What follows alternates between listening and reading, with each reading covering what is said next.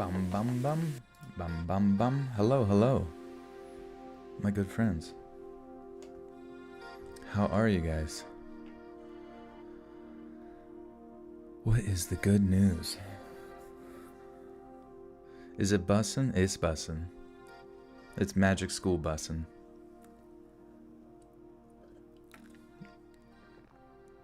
Is there gonna be an Easter egg? Oh, you're gosh darn right. It's gonna be up my butt. You guys are gonna have to find it. Hello, hello. It's Palm Sunday, right? Yeah, it's Palm Sunday, right?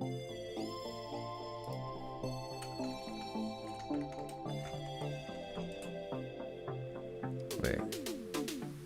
Yeah, Palm Sunday's the night before, or the Sunday before Easter, which is Easter's the 4th, and then this is Palm Sunday, I do believe. You just woke up from a nap, perfect. The hawk is here. Squawk. It's Squawk Sunday. How was my weekend? It was great. Super fantastisch. Sehr super. It was very, very super. I don't even remember what I even... Oh, I got a haircut. Beard trim. My butt has a lot going on, apparently. Yeah, it's a very highly trafficked area.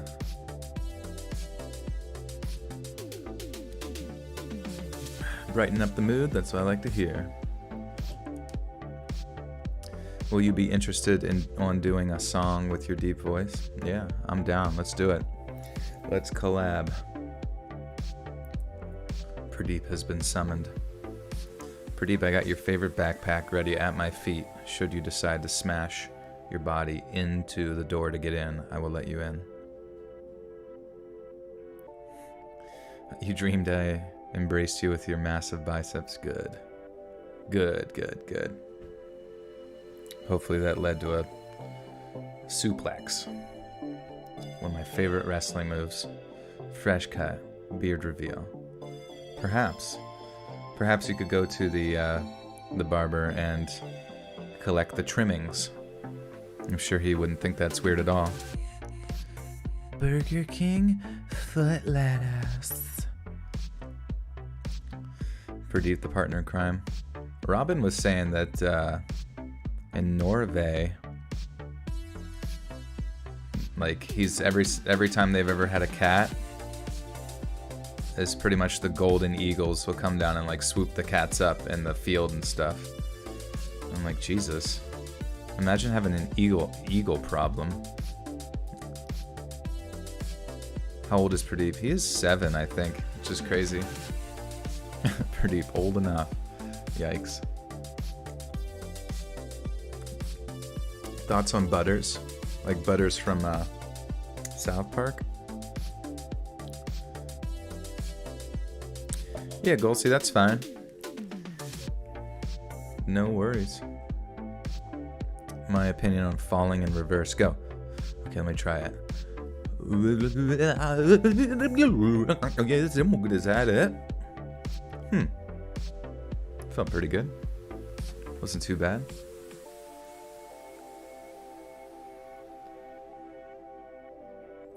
Secret. No one can keep any secrets around here. How did Pradeep get his name? It was based off of a gentleman from the show Pickup Artist. He was an inspiration on his efforts on that show. And we thought Pradeep's personality was very similar to his. So, and he was, you know, he was the new kitty on the block in our house around the time that we were watching that show, me and my friends.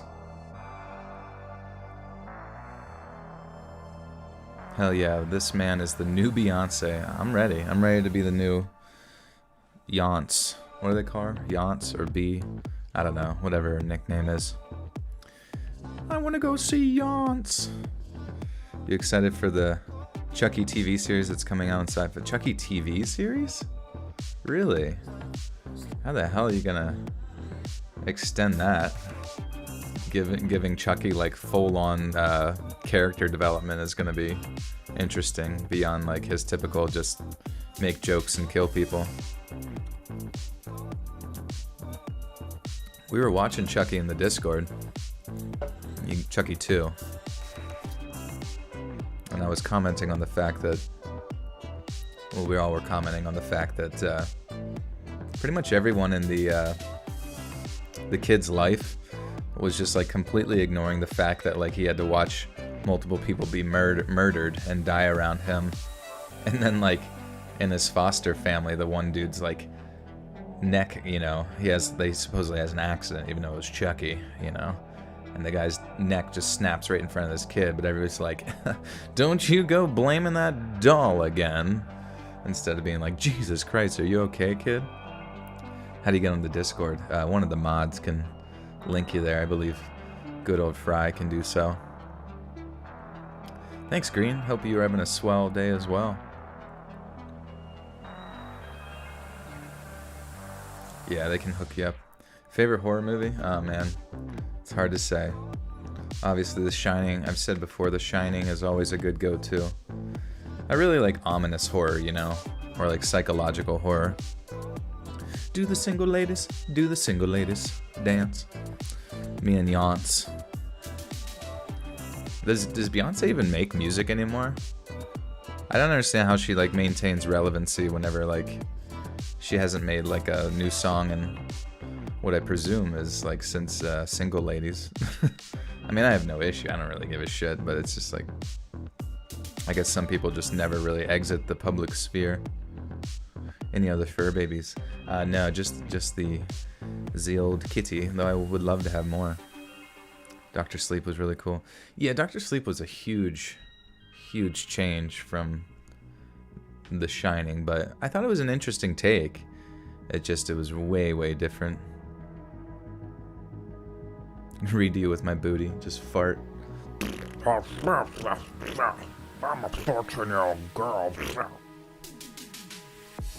Started watching my OG videos, that's what I like to hear. Going way back to the red and black lumberjack with the hat to match.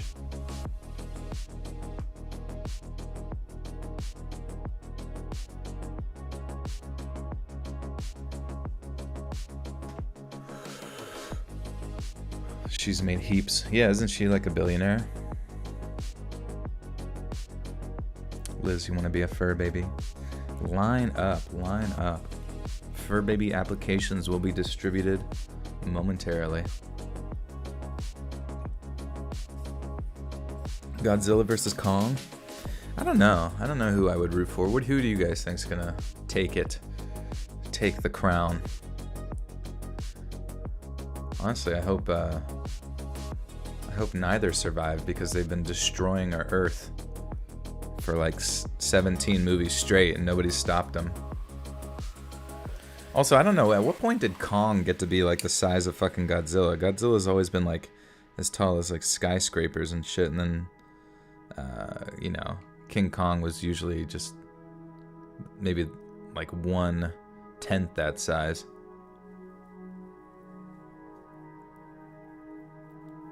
You think Godzilla? I don't know, I almost feel like Godzilla's got some sick-ass powers, but like Kong is Gojira. But but like Kong is like more agile or something like that, you know what I mean? Maybe more powerful. Please turn off the music. Is it too loud for you? What's the temperature at for this music? It's at 9.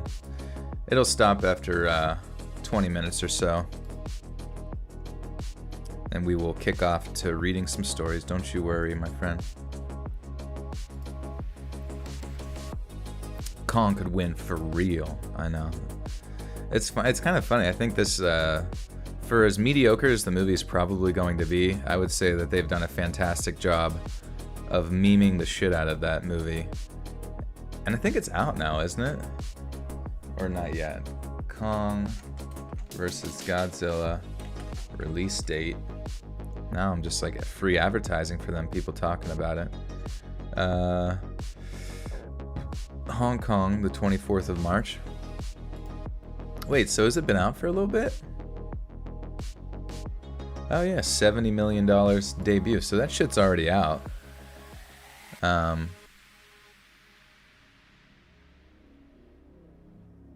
Beyonce is still known for her booty.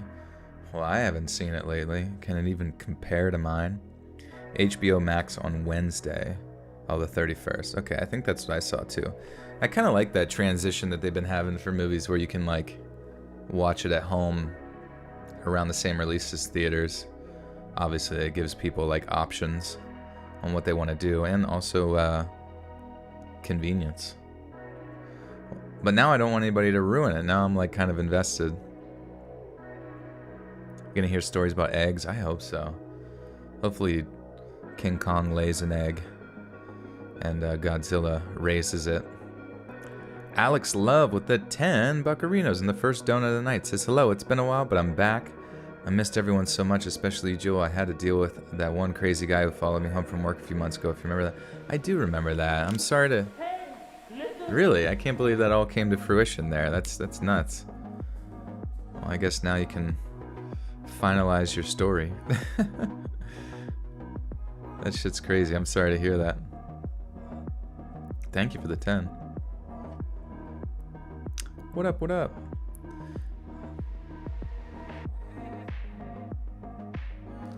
Renting for $20 is ridiculous.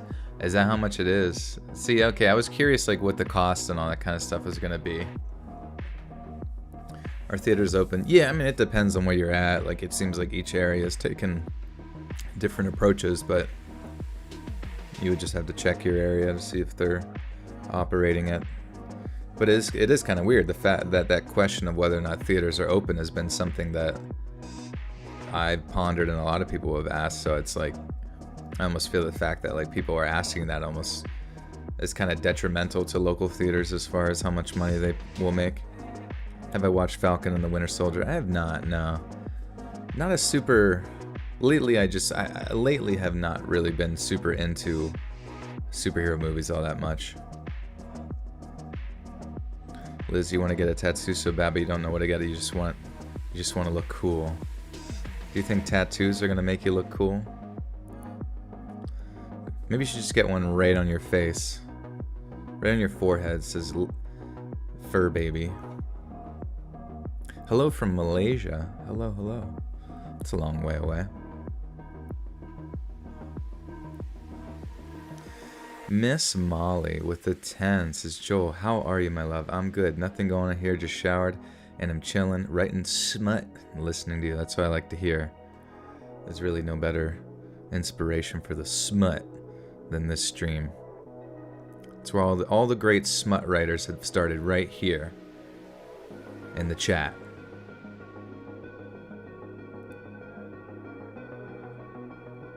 Pack a bowl and let's read. All right, all right, all right. I don't know. I've said before when it comes to tattoos, it's like I feel like I can barely pick out like a graphic t-shirt if I wear one, let alone like something that's going to be on my body forever. Am I a millennial? Unfortunately, yes. Unfortunately, yes.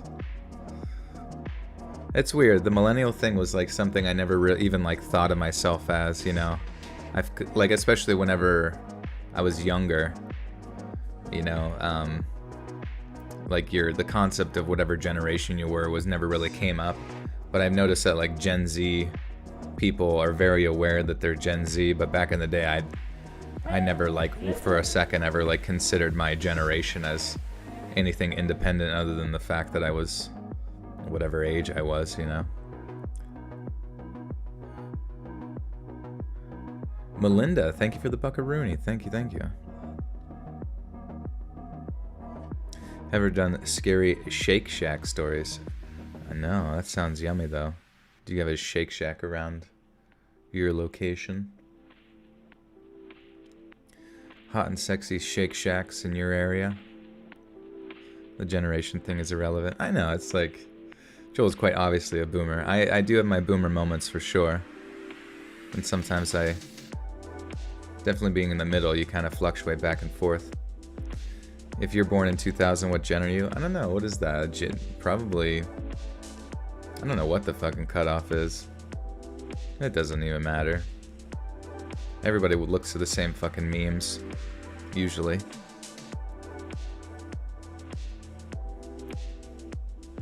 Scary California stories. I feel like I've read stories about stuff that's taken place in California, but I don't know if I've done outright California stories. It's a good idea. New York City needs to stop having tattoo flashes. They're so cheap, I can't help it. Like flash sales? I'm the storytelling superhero. Thank you, Goat. I'm here to tell you a story. Nikki, you got a serious question for sure. All questions are welcome. You've impulsively gotten a couple of tattoos, definitely getting one covered up soon. Oh, yeah. Yeah, the impulsiveness. I don't know. I get it. Maybe if someone's like... I don't know. I get it. What's my favorite flavor of LaCroix? I guess, like, static electricity is pretty good flavor. I definitely do not look at the same memes as the Discord.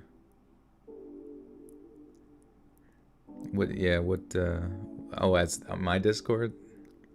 I mean, my Discord has all sorts of memes. It seems like it's from the cutesy animal ones to the very dark and demented ones to many, many boomer memes that get spammed all at once. Here in California, the scariest thing I live is meth heads. Yeah, you gotta be careful with people. And don't do drugs. Do not do drugs. Especially meth. Destroys your life. A tattoo shop in NYC has a flash tat sale like every weekend. I guess it makes sense, yeah, just like pumping them out. Is there such a thing as a flash sale? I guess it's more of like a flesh sale. Flesh sale.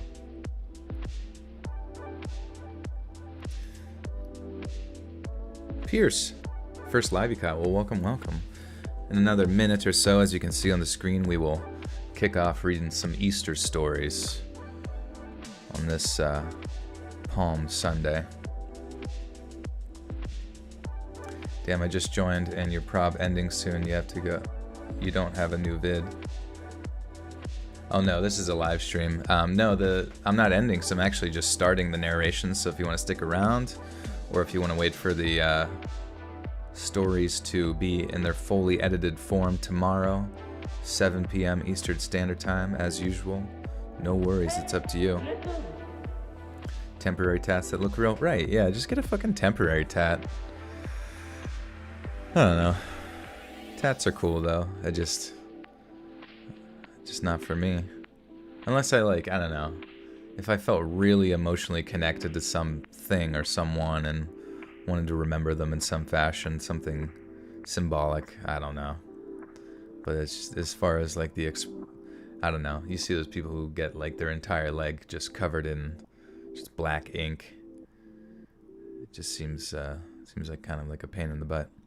The God of Pez with the 5 says, my fiance woke me up for this, bless her. That's why I bought her a purple Let's Read hoodie from the merch store today. Get on that merch, Joel Patrol. That's what I'm saying. Thank you.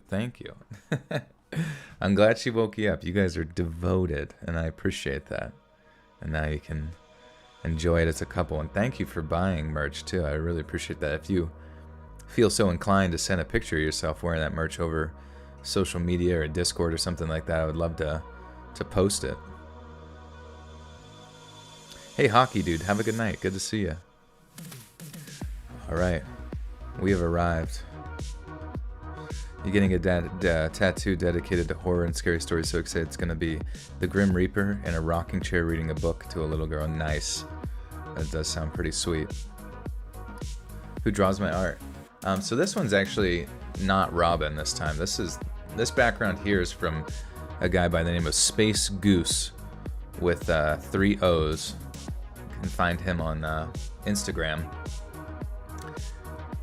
And I saw he had a very similar background he did for somebody. I was like, yo, make that for me, but like with my avatar inside of a ship. I want that as like my pre-stream. So, and he was like, all right. So it's pretty dope.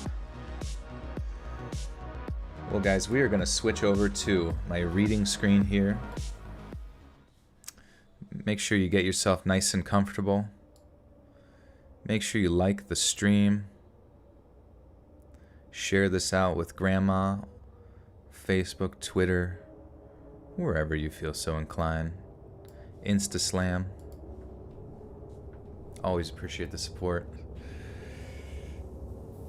And yes, I think they're doing a little bit of a watch party in Discord too, so you can go in there and chat with people live as you chat in here live. We can all have a good old time. Just turned in your midterm that was due in 15 minutes. Nice. Coming in clutch right there. Am I reading live or is it pre-recorded? I am reading live, yeah, so you get to hear all my mistakes. I will be making many of them. And normally if I was just reading live without recording, I would just blast through it pretty steadily, but because I have to record, you'll hear a lot of starts and stops, a lot of side tangents. So if you're one that gets kind of annoyed with that process, and don't worry about it. These will be up and edited tomorrow at a normal time. Name really Joel. It is. It really, really is. We used to have Easter egg hunts every year, and one year we found an egg that was hidden from the year before, and it stank pretty bad. That's hilarious. I can't believe it. It must have just been frozen over. Christina, thank you. This will be uploaded later. Yep, correct. But yeah, we have arrived. Thanks for being here. Thanks for the support, all that good stuff. And we got 7 stories tonight. 7 Easter-related stories. Also, I'm like cold. Anybody else cold? Wherever you are in the world.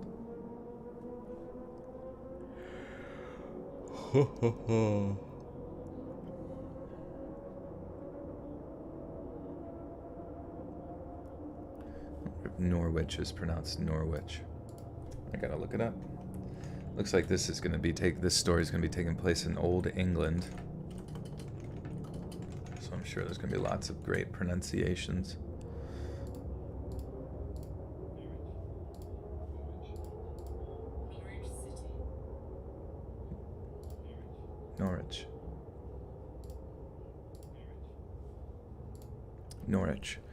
Norwich. I guess it's not Norwich, but Norwich.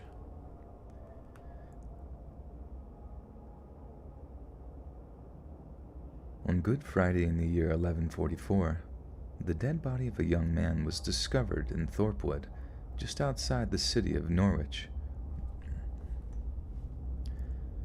Just outside the city of Norwich, in the southeast of England. As the story goes, the poor boy's corpse lay there undisturbed throughout the Easter weekend. After he was discovered, a handful of local townsfolk ventured out to bury him at the same spot he was found, but not before the boy was identified as a 12-year-old boy named William, son of 2 nearby villagers.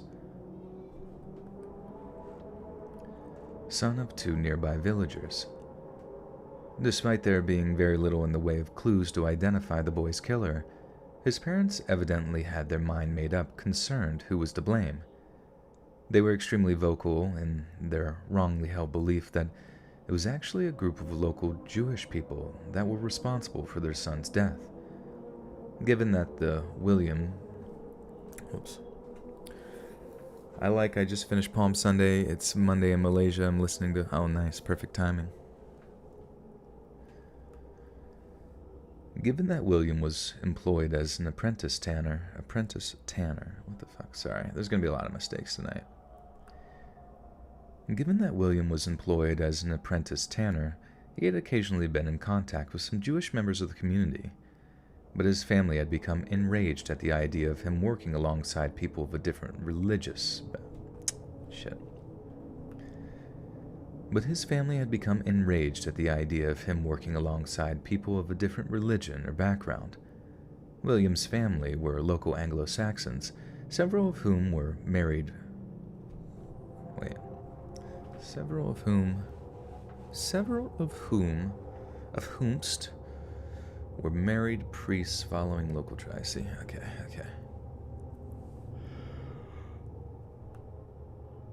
William's family were local Anglo-Saxons, several of whom were married priests following local tradition, and they subsequently demanded that he immediately cease his business dealing with the Jews.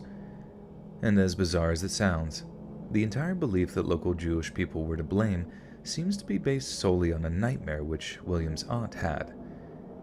In this nightmare, wait a second.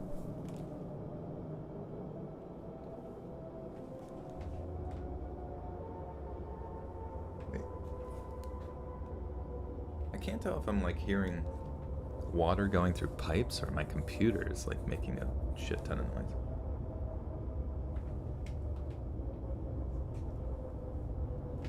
It's like a weird combination of both. Sorry. Alright, bizarre as it's okay. Based on a nightmare, alright. As bizarre as it sounds, the entire belief that local Jewish people were to blame seems to be based solely on a nightmare which William's aunt had. Sorry, dude, I can't find my fucking tone when it comes to like, you know how like there's just an intonation in which the like the sentence has been said, but I feel like I gotta like say it correctly, you know what I mean? And as bizarre as it sounds, the entire belief that local Jewish people were to blame seems to be...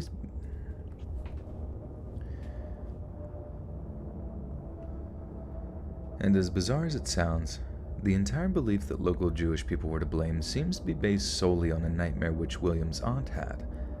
In this nightmare, the aunt said the Jews had attacked her on a quiet road before tearing one of her legs off to take home for supper. Denizens of Norwich confronted the Jewish community as a result, demanding that the local theological court subject a select few of what was known as a trial by ordeal. This was an archaic judicial practice in which the guilt or innocence of the accused was determined by subjecting them to a dangerous and painful experience. It was a procedure based on the premise that God would help the innocent by performing a miracle on his behalf, or abstain so that the guilty person died during the ordeal, or at least suffered greatly. An example would be that the accused would walk a certain distance or number of paces while holding a red-hot piece of iron. When the trial was over, if there was no wound to be found or it began to heal properly, the person was obviously innocent. However, if the burn was particularly bad, or if the wound festered, the person was deemed guilty and then put to death. Yet all credit is due to the local sheriff, who refused to prosecute anyone based on something as frivolous as a dream, and was quick to remind the local townsfolk that, since the accused were Jewish, that the local Christian courts had no authority over them.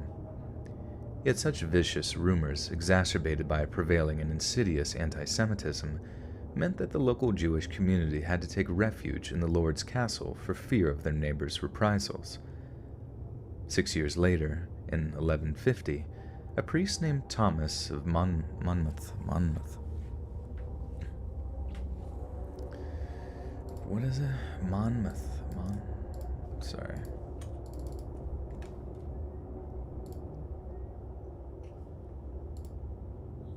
Monmouth, okay. Cool. This comes close to the Mad Hatter days, darn mercury poisoning. Oh, I didn't even know the story behind the Mad Hatter, to be honest. Hey, Jose, what's up? Jose Cuervo. The Spanish Inquisition, nobody expects it. 6 years later, in 1150, a priest named Thomas of Monmouth arrived in Norwich and became obsessed with the story of William's murder. He took it upon himself to act as a kind of amateur detective, scouring the area for clues and interviewing witnesses who claimed to have witnessed the boy's grisly fate. One particular witness swore that he had seen William being taken into the home of a prominent member of the Jewish community. Then, while spying on the family through a hole in the wall, the witness claimed that the boy's kidnappers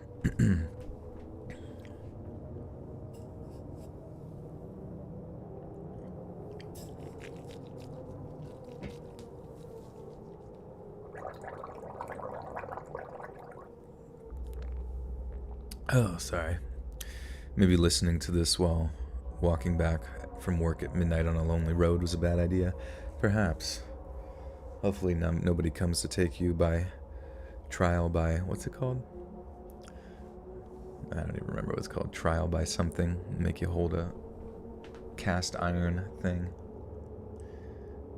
I don't know what the fuck. He took it upon himself. Okay. One particular witness swore that he had seen William being taken into the home of a prominent member of the Jewish community. Then, while spying on the family through a hole in the wall, the witness claimed that the boy's kidnappers had taken part in a gruesome, torturous reenactment of Christ's crucifixion, using William as a kind of mock Jesus, cruelly taunting the boy as they nailed him to a wooden cross. The dubious eyewitness also claimed that once William had succumbed to his wounds, that the Jews had unceremoniously dumped his body in some nearby woodland.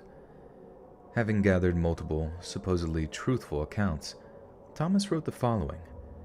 Having shaved his head, they stabbed it with countless thorn points, and made the blood come horribly from the wounds they made. Some of those present had judged him to be fixed to a cross in mockery of the Lord's Passion. Given the obvious dubiousness of such an accusation, yet the willingness of the locals to believe it, historians have speculated that the event marked the beginning of a far-reaching and long-lasting conspiracy known as blood libel. Blood libels typically claim that Jews require human blood for the baking of matzo. Matzos? The fuck is matzos? Or is it matzah? Is matzos? Matzo? I thought it was matzah.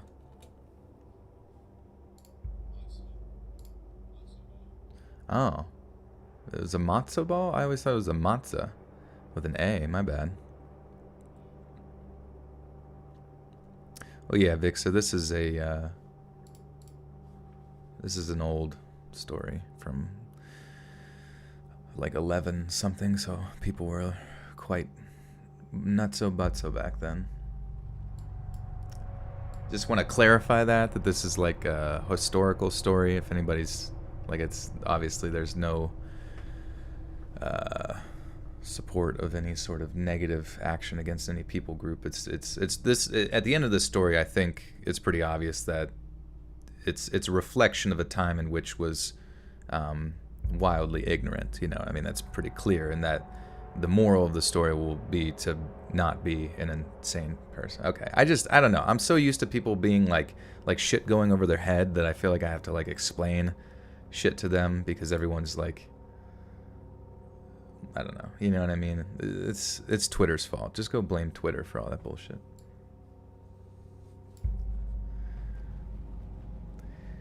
Given the obvious dubiousness of such an accusation, yet the willingness of the locals to believe it, historians have speculated that the event marked the beginning of a far-reaching and long-lasting conspiracy known as blood libel. Blood libels typically claim that Jews require human blood for the baking of matzos, which they eat during Passover, although this element was allegedly absent in the earliest cases which claimed that then contemporary Jews reenacted the crucifixion.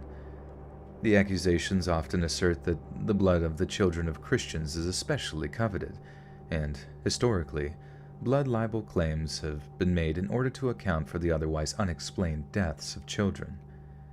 In some cases, the alleged victims of human sacrifice have become venerated as Christian martyrs, and one of these is none other than our very own William of Norwich. Norwich?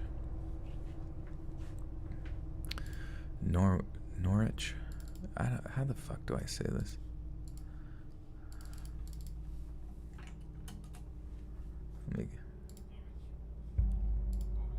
Norwich. Pierogies or something. Pierogies or something.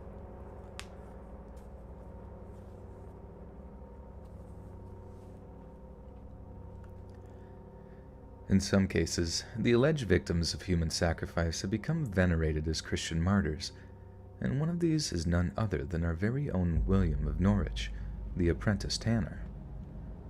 But what would possess a man of the church to traffic in such vicious lies? Well, firstly, there's a good chance that Thomas of Monmouth adopted the anti-Semitism of his new neighbors in order to ingratiate himself. Oopsies.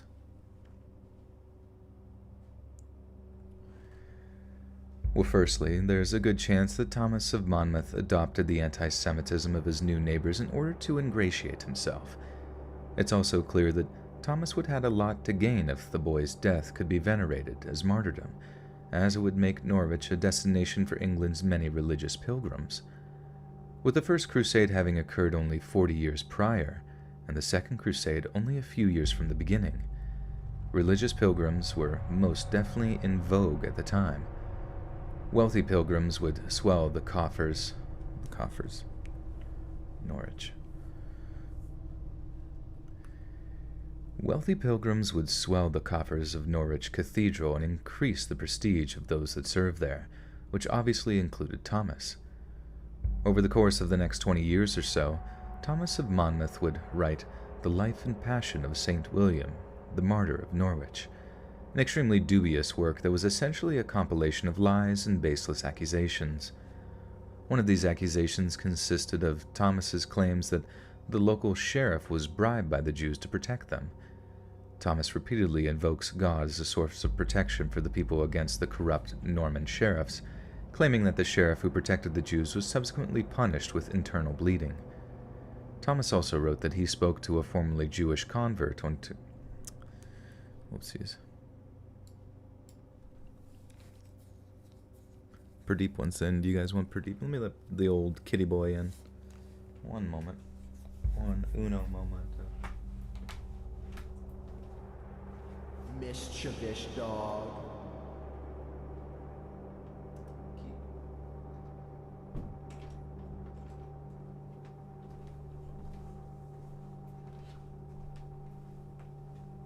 Okay. Sorry about that. Toast and Pickles has become a mischievous dog and a member of the Buttersock cult. Mr.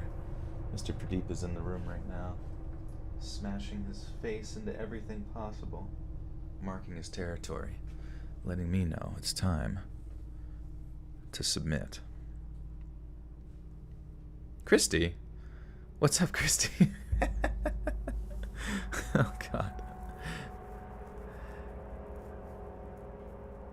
They just released more news about the government giving info of UFOs. That's cool. I don't know. I mean, we've known about it for years. I just don't really know, like, my thought was always, like, once the government kind of gives you information about UFOs, it's not like in your, like, I don't really think the government ever does anything to your benefit, you know what I mean? So, like, releasing stuff on UFOs is sort of like, I don't know. I don't know what the purpose would be behind it other than sort of conditioning people to be aware of the topic or, you know, more comfortable with it, leading to some other plan, you know what I mean?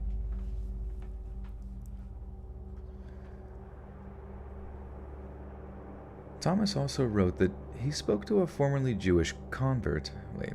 He spoke to a formerly Jewish convert to... This is a weird sentence. Thomas also wrote that he spoke to a formerly Jewish convert.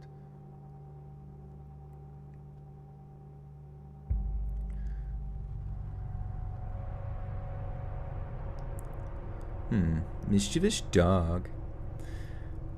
We should have a glow-in-the-dark balloon party with Joel. The hell yeah, that's what I'm talking about.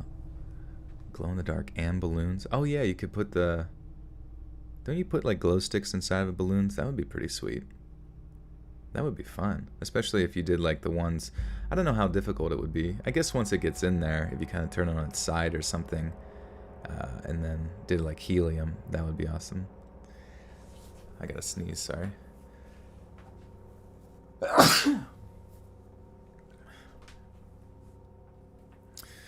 Like you can, no, I understand like what they're trying to say. I'm just confused why they wrote it like this, or I'm just like how the... Thomas also wrote that he spoke to a formerly Jewish convert who apparently told Thomas that... Oh, I see. Formerly Jewish convert to Christianity. Like it's a full ass... It's like a full fucking... I don't know what you want to call it. A noun. It's like a form of like... It's like a phrasal... a phrasal noun. There's some Shakespearean for you. Thank you for the blessings. Appreciate it. I just sneezed some COVID directly at you. Thomas also wrote that he spoke to a formerly Jewish convert to Christianity named Theobald of Cambridge, who apparently told Thomas that there was a written prophecy which stated that the Jews would regain control of Israel if they sacrificed a Christian child each year. Every year, according to Theobald, Jewish leaders met in Narbonne. What the fuck is Narbonne?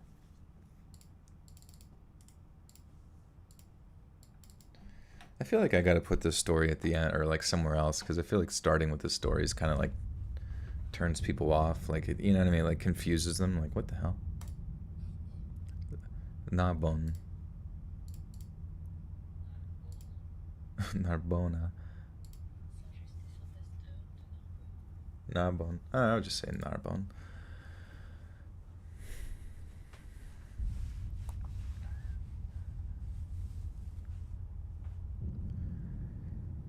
Every year, according to Theobald, Jewish leaders met in Narbonne to decide who would be asked to perform the sacrifice. In 1144, the Jews of Norwich were assigned the task.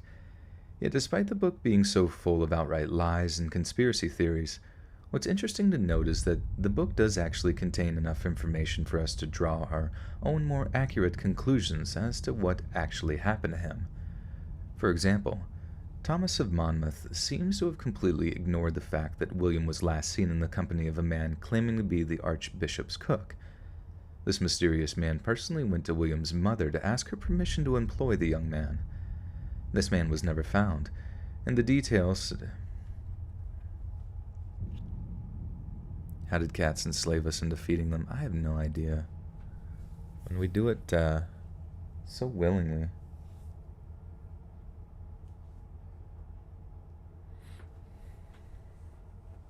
It's kind of funny. I have like this one coat. It's just like a it almost is like the consistency of like a robe as far as like the fleece goes.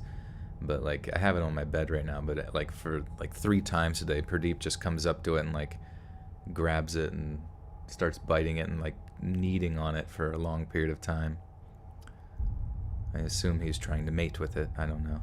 Tanner Murphy with the 5 says, I'm a big fan of yours and I've listened to everything on your channel. It's so relaxing and gets me through work. My favorite read was When God Blinks. That's so funny. Yeah, a lot of people have... Thank you for the 5, Tanner. A lot of people have sort of... A lot of people have... like, they consider a lot of the older creepypasta narrations as their favorite. You know what I mean?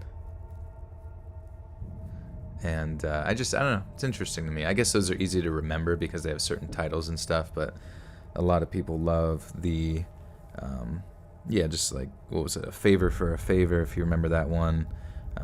The Library of Babel, I remember that one was really cool. He's humping it. He most likely is.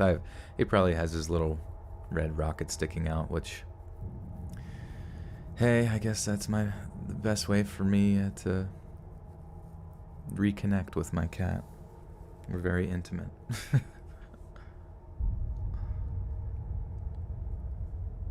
Oh, Christy, there must be like a huge delay there or something like that. I'm just now getting your message. Hey, bud. Hey, bud. How many times have I fucked up? I think Vixa is keeping track of the old flub ups tonight.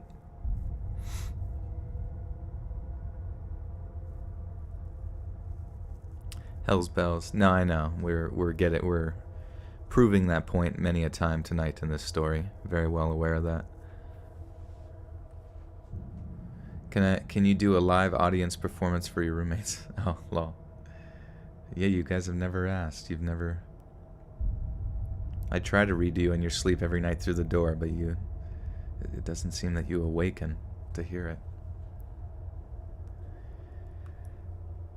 This man was never found in the sentences. That's why I fucked up the first time. This man was never found, and the details. What the fuck? And the detail of such an important potential suspect was simply weaved into the narrative of anti-Semitism that festered in time. I'm so confused by the sentence. The man was never found. Pradeep is very internet famous, yeah. If you want, you can, you should just start a Instagram page for him and people can go follow. You can take all sorts of pictures of him that you want. Crystal Franklin with the 5 says, love your channel. My boyfriend and I listened to your channel while we drove across the country. Holy shit, how many episodes did you squeak in during that time? That's crazy. Thank you for the 5. Rice, beans, greens, and potatoes says, what's your schedule for lives? Usually the night before videos come out, so usually I release Monday, Wednesday, Friday. So then live reads are Sunday, Tuesdays, and Thursdays. Usually. I can't always guarantee it.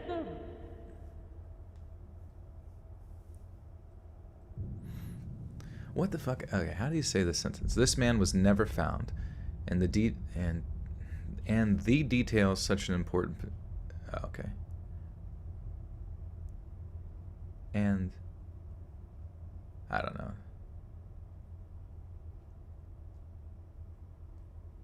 Oh, and the detail such as an importance. Okay, I don't know why. It's just like fucking weird syntax or whatever you want to call it there.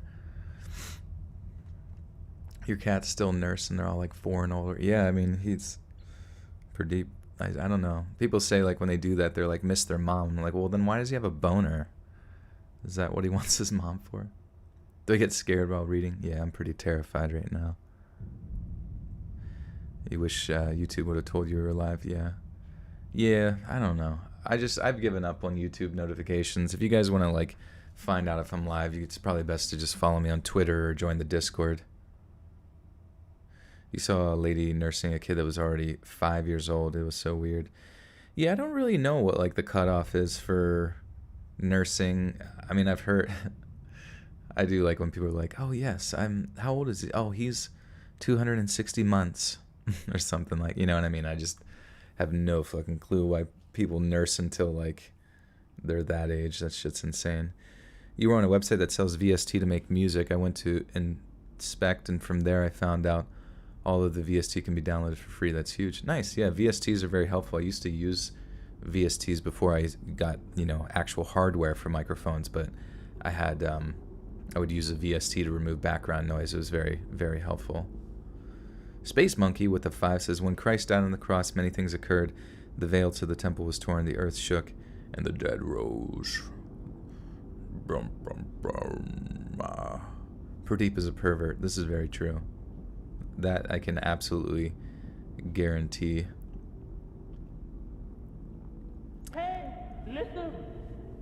I do like Family Guy's, like, I don't know, there was like, I don't know if it was a Christmas episode, it was like maybe season 1 or something like that, or maybe it was an Easter episode, but they're like, when Jesus rose from the dead to feast upon the flesh of the living.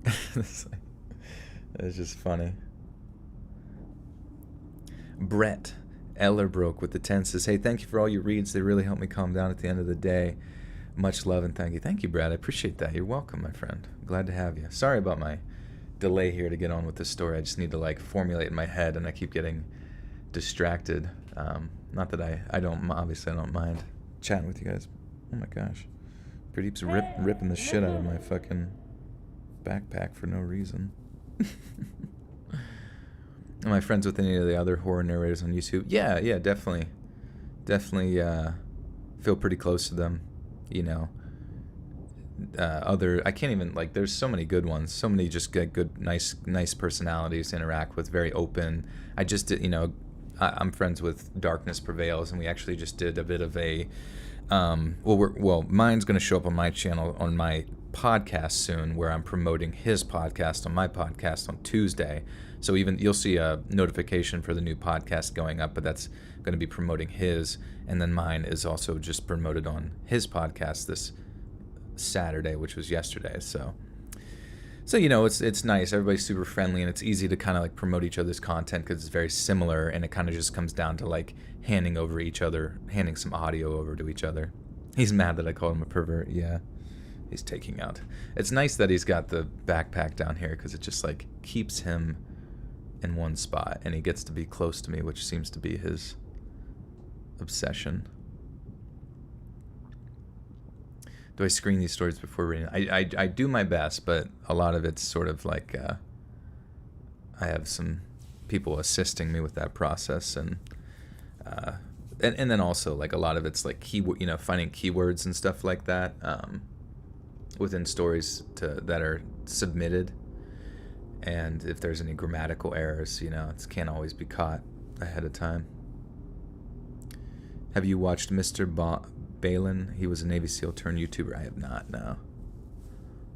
Okay, sorry. This man was never found, and the detail in this important... Wait, God, I am literally like breaking my brain. And the details such an important potential suspect was simply weaved into the narrative of anti-Semitism that festered.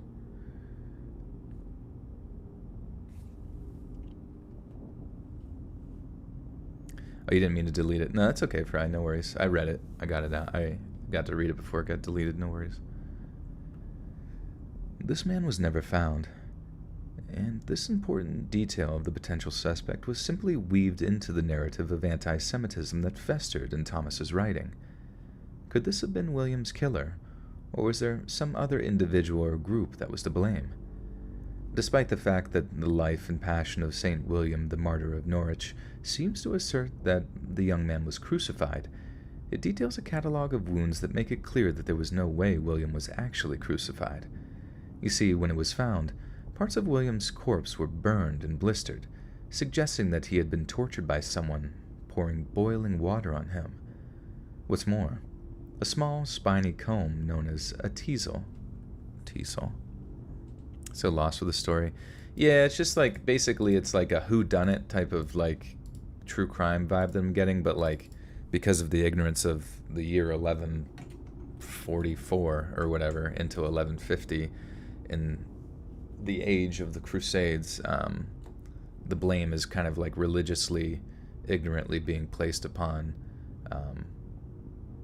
the Jewish people of that area. Teasel, okay.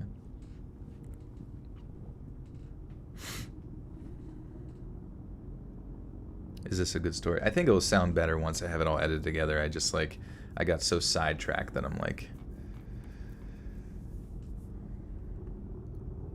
What's more, a small spiny comb known as a teasel had been forced into his mouth, an act not unlike one of a modern-day serial killer.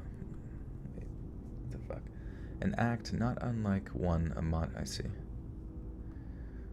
What's more, a small spiny comb known as a teasel had been forced into his mouth, an act not unlike one a modern-day serial killer might commit. William's body showed many other signs of being tortured, including a thorn having been found embedded in his scalp. It's not clear whether or not that was actually the case, since the observation appears to have been made a long while after he was killed, but it's certain that this would have conjured images of Christ's crown of thorns, only further fueling the idea that William's murder was somehow prompted by religious bigotry. Yet there would have been plenty of time and motivation to fabricate fake and... You know, it's weird. I didn't eat all day today. Trying, sometimes it's kind of good to do a little bit of a fasting day, just to allow your body to digest stuff and, like, heal, or whatever the fuck, Just give your digestion system a break so your immune system can kind of get a little bit stronger. Because I feel like a lot of our, like, body's life-giving blood is oriented towards digestion all the time, that sometimes it doesn't really have time to heal itself during the waking hours, you know what I mean? But it's weird. Whenever I don't eat for a while, sometimes I get, like, phantom sense. I don't know if you guys have ever tried fasting, but, like, after a period of time, I just, like, start to, like, my body starts, like, hyper-focusing on food, and I start to, like, smell shit associated with memories and stuff that's not even there. I don't even know. Venus Flytrap with the 10 says, remember to drink water in between your F-ups. I hope everyone is having a wonderful night. Thank you, Venus. Hydrate or dihydrate, absolutely.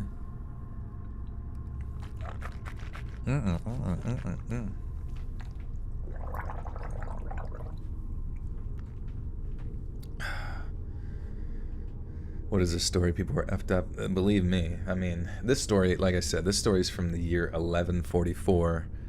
And, I have no issue with religion. but there are many, many atrocities committed in the name of religion throughout time and still happen in the current day. And it's a very, very sad fact of reality how far the negative and insane actions of religion can, in all of its, in all religions, can, force people to do some terrible things, you know what I mean? So this is more of a historical true crime type story, or a historical, dark story, I suppose you could say. Yet there would have been plenty of time and motivation to fabricate, fake, or add such a detail post-mortem, making it impossible to determine the whole truth. Point being, for a person that was supposedly crucified, William's corpse showed very little sign of that actually being the case. Aside from the obvious suspect that of his newfound employer, there was another considerably more horrifying theory that centers around another group of suspects, that of Thomas's own family. We've already covered the fact that Thomas's family was furious at the prospect of him working with the local Jewish community. Could another meeting with them have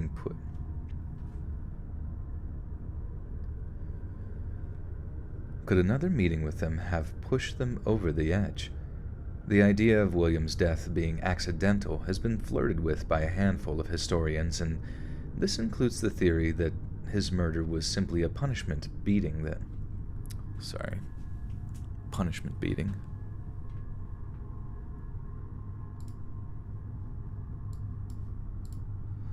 You don't want anything to do with the Sky Daddy call. No, I agree. But that's the thing, is that, like, you hear all these bad stories about religion and stuff like that, but you very seldom hear about the charitable things that religious organizations do for people. Because there are, I grew up around, and only recently kind of, like, detached myself for personal reasons, like, within a lot of, like, within religious communities specifically, of, like, subsects of Christianity, and obviously it gets the bad rap, but from my experiences, the majority of people that were participating in it were very good people, and they definitely wanted well for their families and their communities and those around them. And but I think just the overall message was just too confusing for me, that I kind of just had to, like, step back and ponder my own reality from my own personal subjective truth, I guess you could say.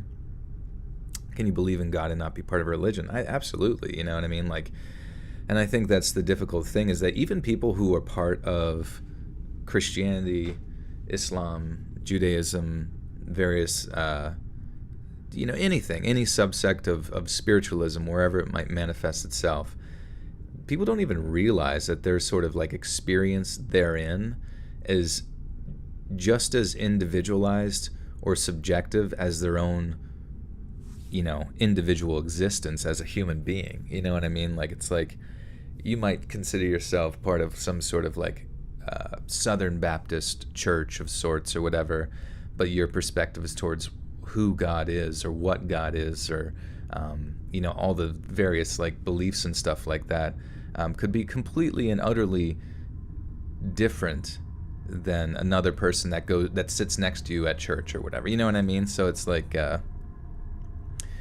it's always going to be individualized, and and once again, there's really no proving one way or another whether someone's subjective truth is incorrect. So it's like, how do you even articulate that?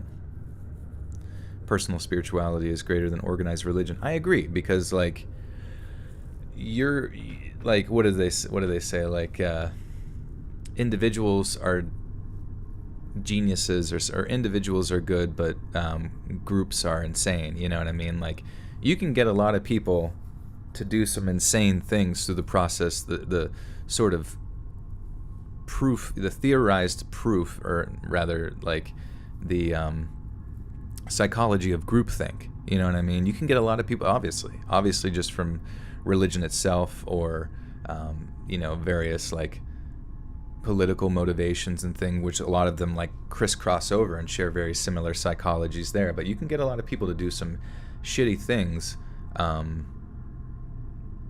in groups, and those manifest in cults. They can manifest in anything, really.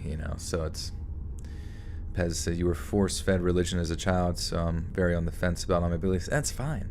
Like, you're going to get people who have had the most amazing experience they've ever had going to mosque, you know what I mean, or going to,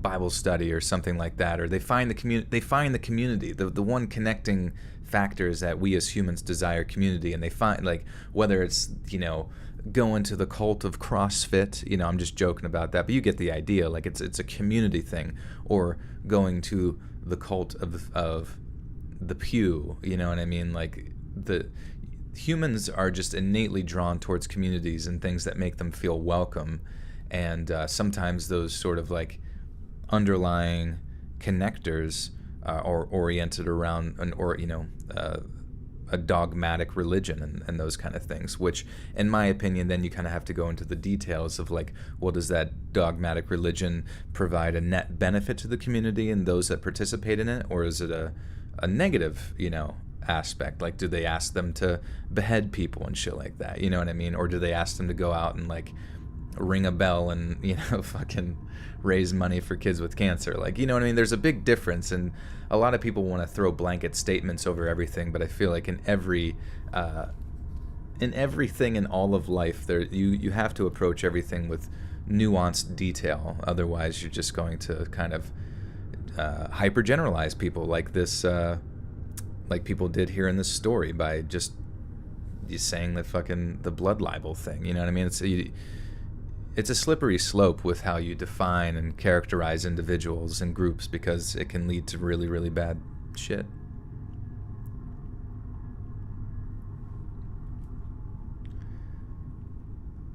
The idea of William's death being accidental has been flirted with by a handful of historians, and this includes the theory that his murder was simply a punishment beating that went too far. By that line of thinking, his parents then dumped the body in the woods, then waited for it to be discovered so they could scapegoat the Jewish community. If they were indeed the killers, the plan worked perfectly, as there was absolutely no suspicion of them being the culprits at the time. At least, if Thomas of Monmouth's work is to be believed. What makes William of Norwich murder as terrifying as it is fascinating is that not only does the murder of one young boy reveal so much about the attitudes and culture of 12th century England, it also shows us just how ignorant and evil people can be. It shows us how quick we are to harass and scapegoat our fellow man, how we blame them for our own shortcomings. The culture of anti-Semitism in England was so strong at the time that it completely derailed any proper investigation of a young boy's brutal Easter weekend murder, and allowed a cold-blooded killer to escape justice. Amanda Show. Religion is holding humanity back, in my opinion. Well, that's the thing, is like South Park did a great episode, as silly as South Park is sometimes. South Park did an episode where it was like way in the future and religion was like illegalized, right? But like then all of a sudden there was like terrorist atheist attacks, you know what I mean? Where like there was like different subgroups of atheism, like basically what it was trying to like illustrate was that it doesn't fucking matter what label you put on things. The insanity, insane psychology of humanity will always manifest itself and rear its ugly head in some fashion or another, whether it's, like I said, through the groupthink of a cult, or,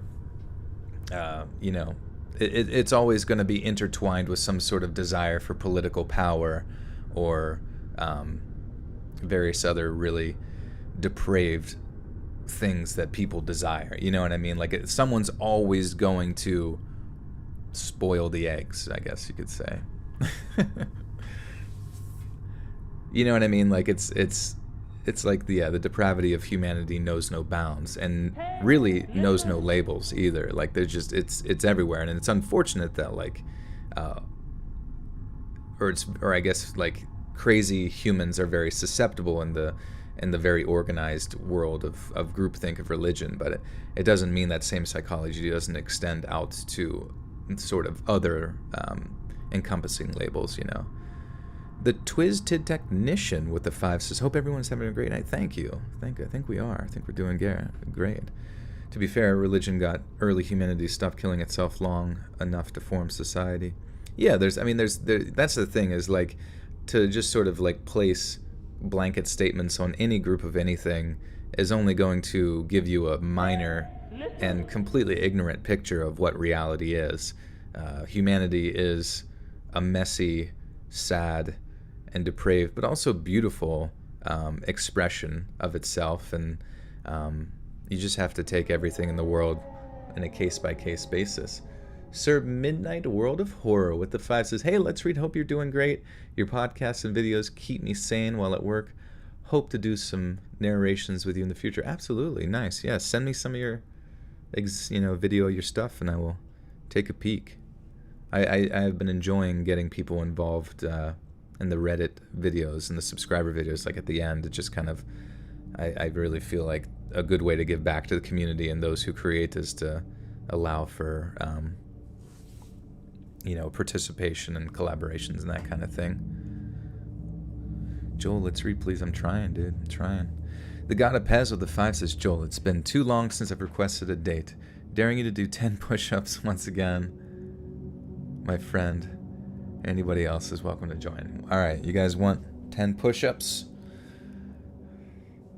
That's 50 cents per push-up right there, Pez.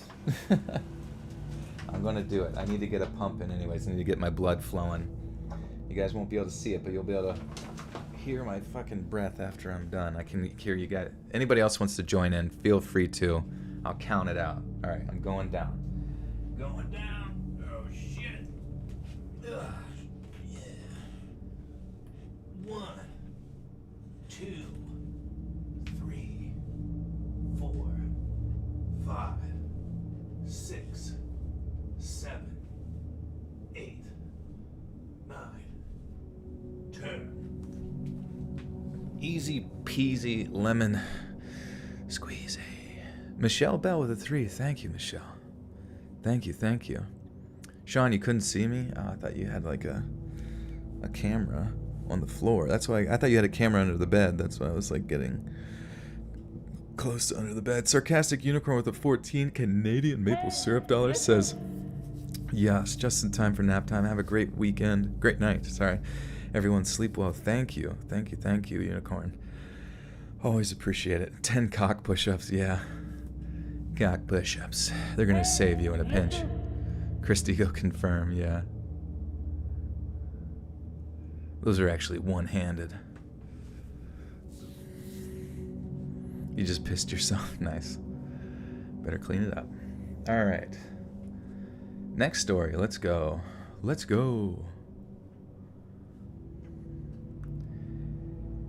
In the year 2001, movie theaters across the country were terrified by the demonic evil of the antagonists in Jeepers Creepers. The movie is the story of a brother-sister duo whose road trip is turned into a living nightmare by an immortal creature who hungers for their body parts. It's certainly a fantastical tale, but you may be surprised to learn that one of the movie's most terrifying scenes is actually very much based on reality. More than a decade prior to the release of the film, a woman named Marilyn Depew was reported missing on Easter Sunday of 1990. Marilyn's neighbors strongly... Okay, let me actually check if that is how you say Depew. The Twisted Technician. Okay, I couldn't I couldn't quite make out the spelling of that, but thank you for the 5 says, curiosity, have you thought about making any more stories on the deep web or dark web? Also, listen to your stories and always make the day brighter. Well, the bad thing about deep web stories is that it seems as if though everybody who has popular deep web videos have been demonetized. If you go to Corpse's one that has about deep web and stuff like that, I don't think it has any ads running on it or has an age restriction thing, you know what I mean? And it just kind of I don't know, it just doesn't seem worth doing if it's just going to get flagged by YouTube, which is the last thing I want, because obviously I want to do this as long as I possibly can. But thank you for the 5, thank you for the question, and I'm glad I figured out how to pronounce your name. Sir Midnight's Wait, Serb Midnight's World of Horror with a 10 buckaroo. He says, thanks for noticing me, man. Keep up the amazing work. And I sent you a DM on Instagram under the same name. Nice, awesome. I will be sure to check that later on. Thank you, thank you. JJ Pearson with the 5 says, my family has some insane paranormal stories from where we lived in California, and they have no reason to lie. Anyways, cheers and thanks for the content. Nice. Well, yeah, you should have your family or yourself, please submit them, and anybody else who wants to submit stories to my subreddit, reddit.com/r/letsreadofficial, and or send me stories at email at letsreadsubmissions@gmail.com. Wait, did I say that? Yeah, the subreddit was r/letsreadofficial. Okay, and that's anything you could possibly want to know is linked down below, so feel free to go there. What you want to eat? I have chili, imitation crab, frozen dinners, and nachos. Damn, nachos sounds pretty damn good. Okay, this woman's name was Depew. Pepe Depew.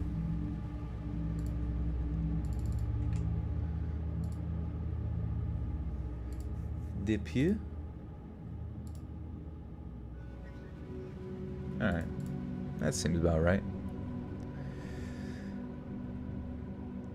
Marilyn's neighbors strongly suspected that her husband Dennis was responsible for the disappearance, as it was common knowledge around the neighborhood that the Depews had something of a rocky marriage. Many gossiped that Dennis had violently snapped when Marilyn finally professed a desire to end that... Whoops. Little softy, no worries. Welcome, welcome. Never late here. Better late than never, too. Deep web stuff is good, though. Yeah, I do like deep web stuff. Has anybody here gone to the deep web? What's even on there? I feel like, I guess people use like the Onion router or whatever, or just I don't even know if remember the Silk Road? I never used it, but I remember hearing about it. I don't know if it still exists or not. Marilyn's neighbors strongly suspected that her husband Dennis was responsible for the disappearance, as it was common knowledge around the neighborhood that the Depews had something of a rocky marriage. Many gossiped that Dennis had violently snapped when Marilyn finally professed a desire to end what had been a miserable marriage. The reality wasn't far off. After severely beating her in front of their 3 children, Dennis Depew lied to them, telling them that he was going to take their mother. Dennis Depew lied to them, telling them that he was going to take their mother to the hospital. Instead, Dennis drove the dazed and bloodied Marilyn out into the woods and shot her in the back of the head. Since he was on pretty...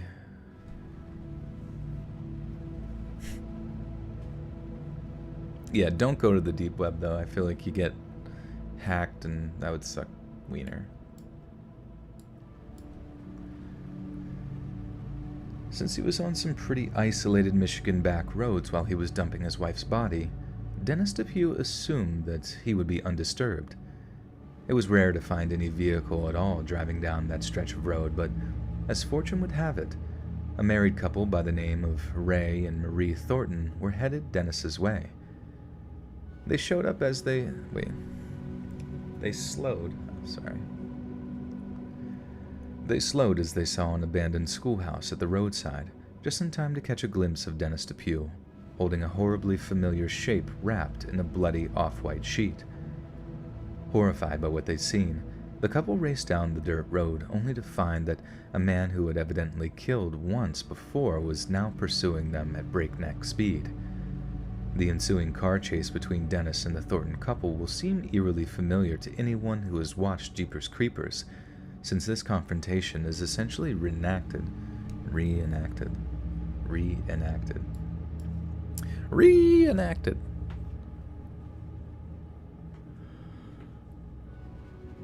Just use a VM, you'll be completely... What's a VM?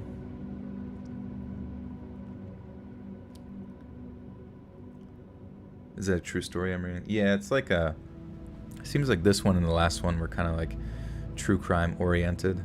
Like it's trying to like tell what the Jeepers Creepers particular scene was actually based off a virtual machine. Interesting. I've never used a virtual machine before. What's that all about? The ensuing car chase between Dennis and the Thornton couple will seem eerily familiar to anyone who has watched Jeepers Creepers, since this confrontation is essentially reenacted during the first portion of the movie. Even the build-up to the horrifying discovery is almost identical, as, much like the movie's protagonists, the Thorntons also happen to be playing the license plate game. Although director Victor Salva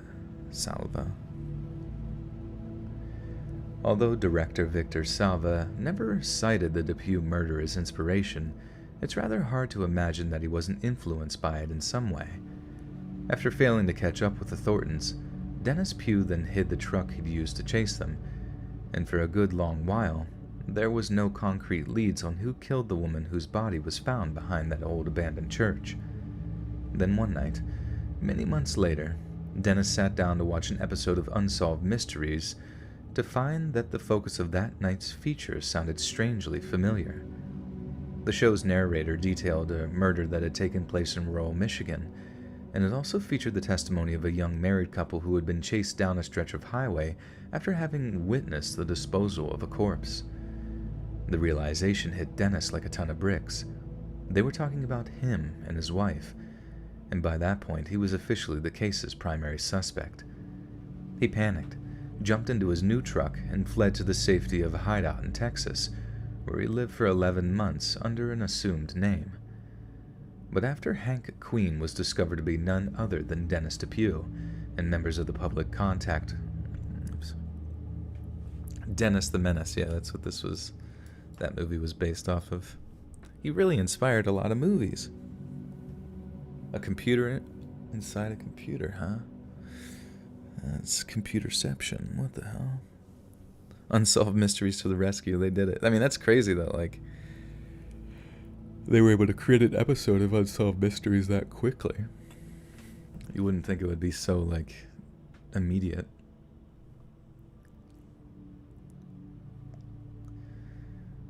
But after Hank Queen was... That sounded weird. But after Hank Queen was discovered to be none other than Dennis Depew, and members of the public contacted law enforcement, it was Dennis's turn to be chased down a lonely stretch of highway, but this time, it was the police that were in hot pursuit. The lengthy chase ended in the state of Mississippi, where Dennis got out of his vehicle, put a pistol to his temple, and pulled the trigger. The footage from the episode of Unsolved Mysteries, the one that sent Dennis into a blind panic, can be found online, and it's fascinating to notice the obvious similarities between the movie and the real-world events. Yet something about the inclusion of an ancient demonic evil seems to take the sting out of the depicted events. We can watch a movie like Jeepers Creepers, then sleep soundly in our beds, safe in the apparent knowledge that... Sean, you fell asleep, no worries.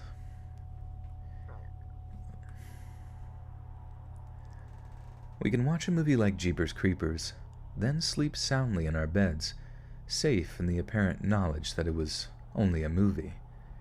But the fact is, it isn't just a movie. For a good chunk of the film, the events are an exact recreation of a real-life event that almost ended in the brutal murders of a young Michigan couple by an unrepentant, bloodthirsty monster. A man who poses a much more tangible threat than any make-believe movie monster. A man who poses a much more tangible threat than any make-believe movie monster. Wait, did that even mention Easter?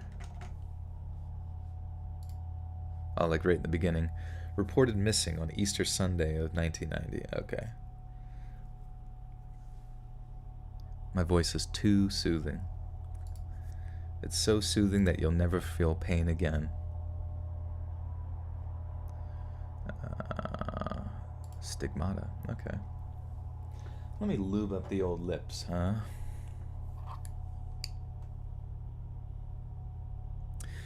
Jeepers Creepers, where'd you get them peepers?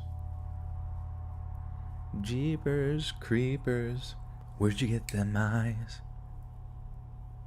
Yeehaw, baby, yeehaw. Hey, from New York, happy Palm Sunday, thank you. I guess now we're on Palm Monday now. I don't know what the Monday would be called.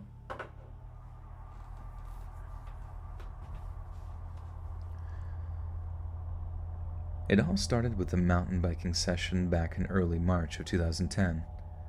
Where I live in the UK, mountain biking season generally kicks off whatever the frost finally thawed out.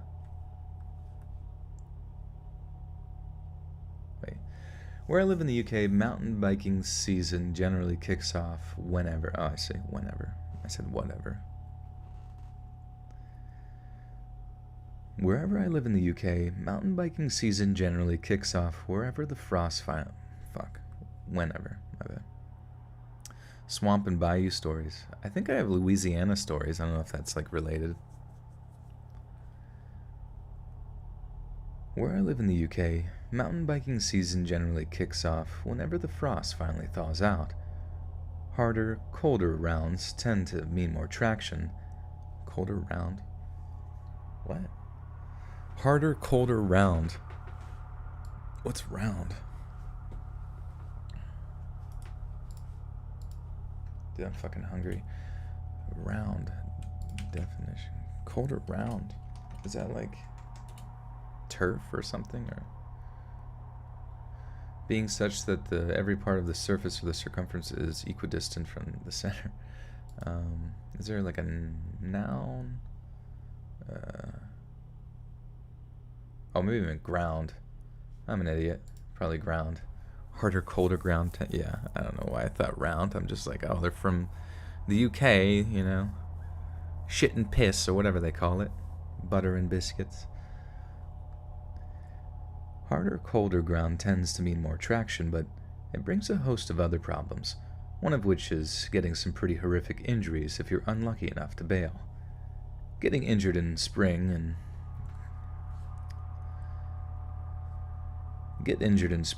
there's a chance you'll miss out on some pretty dope summer excursions, so it's best to play it safe and wait for weather to soften a little before you attempt any of the gnarlier trails. So cut to March of 2010.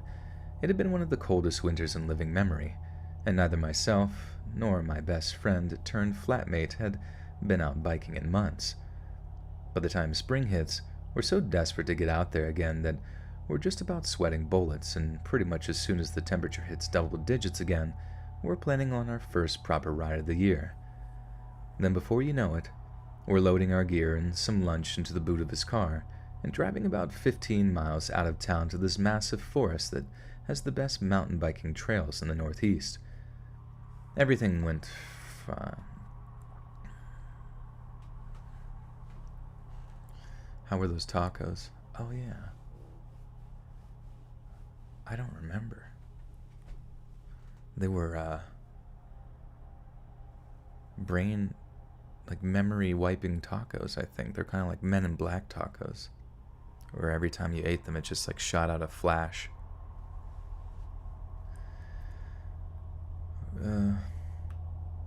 Everything went fine for the first few hours, and it felt incredible to be back biking again. But then something happened that changed my friend forever, to the point where my memory of who he was, seems little more than a ghost now. I'd rather not give his real name out, so we'll just call him Andy. Andy was coming down this massive slope when his front wheel must have hit something that it just couldn't handle. I've never seen anyone come off like that before, like it just flipped his bike and landed him almost squarely on his head. I felt the impact just watching it, like he'd smashed his helmet so badly that the plastic was all cracked up on the top, and for a good few minutes, he was knocked out cold. I think that was one of the most traumatic and terrifying days of my life. Trying to direct an ambulance crew onto our position when I barely had an idea of where exactly we were almost drove me to tears. I thought my best friend in the world was going to die because I was too bloody scared and stupid to be able to think properly. Just thank God that they're trained for that kind of thing, as not every medical emergency happens somewhere with a postcode, and within about 45 minutes of me calling 999, Andy was on a stretcher and being carried to a waiting ambulance. Oh, but let me tell you, that 45 minutes felt like hours at the time. In the immediate aftermath, people described Andy's recovery as a miracle, but that's the last word I'd use in retrospect. Too many connotations and reminders of the horror yet to come. In short, Andy should have broken his neck and fallen. Whoops.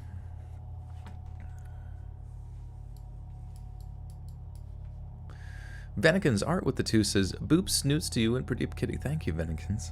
He is right at my feet right now. I could give him a boot with my shoe. Brett with the 5 says, "Next 10 minutes we're playing a game.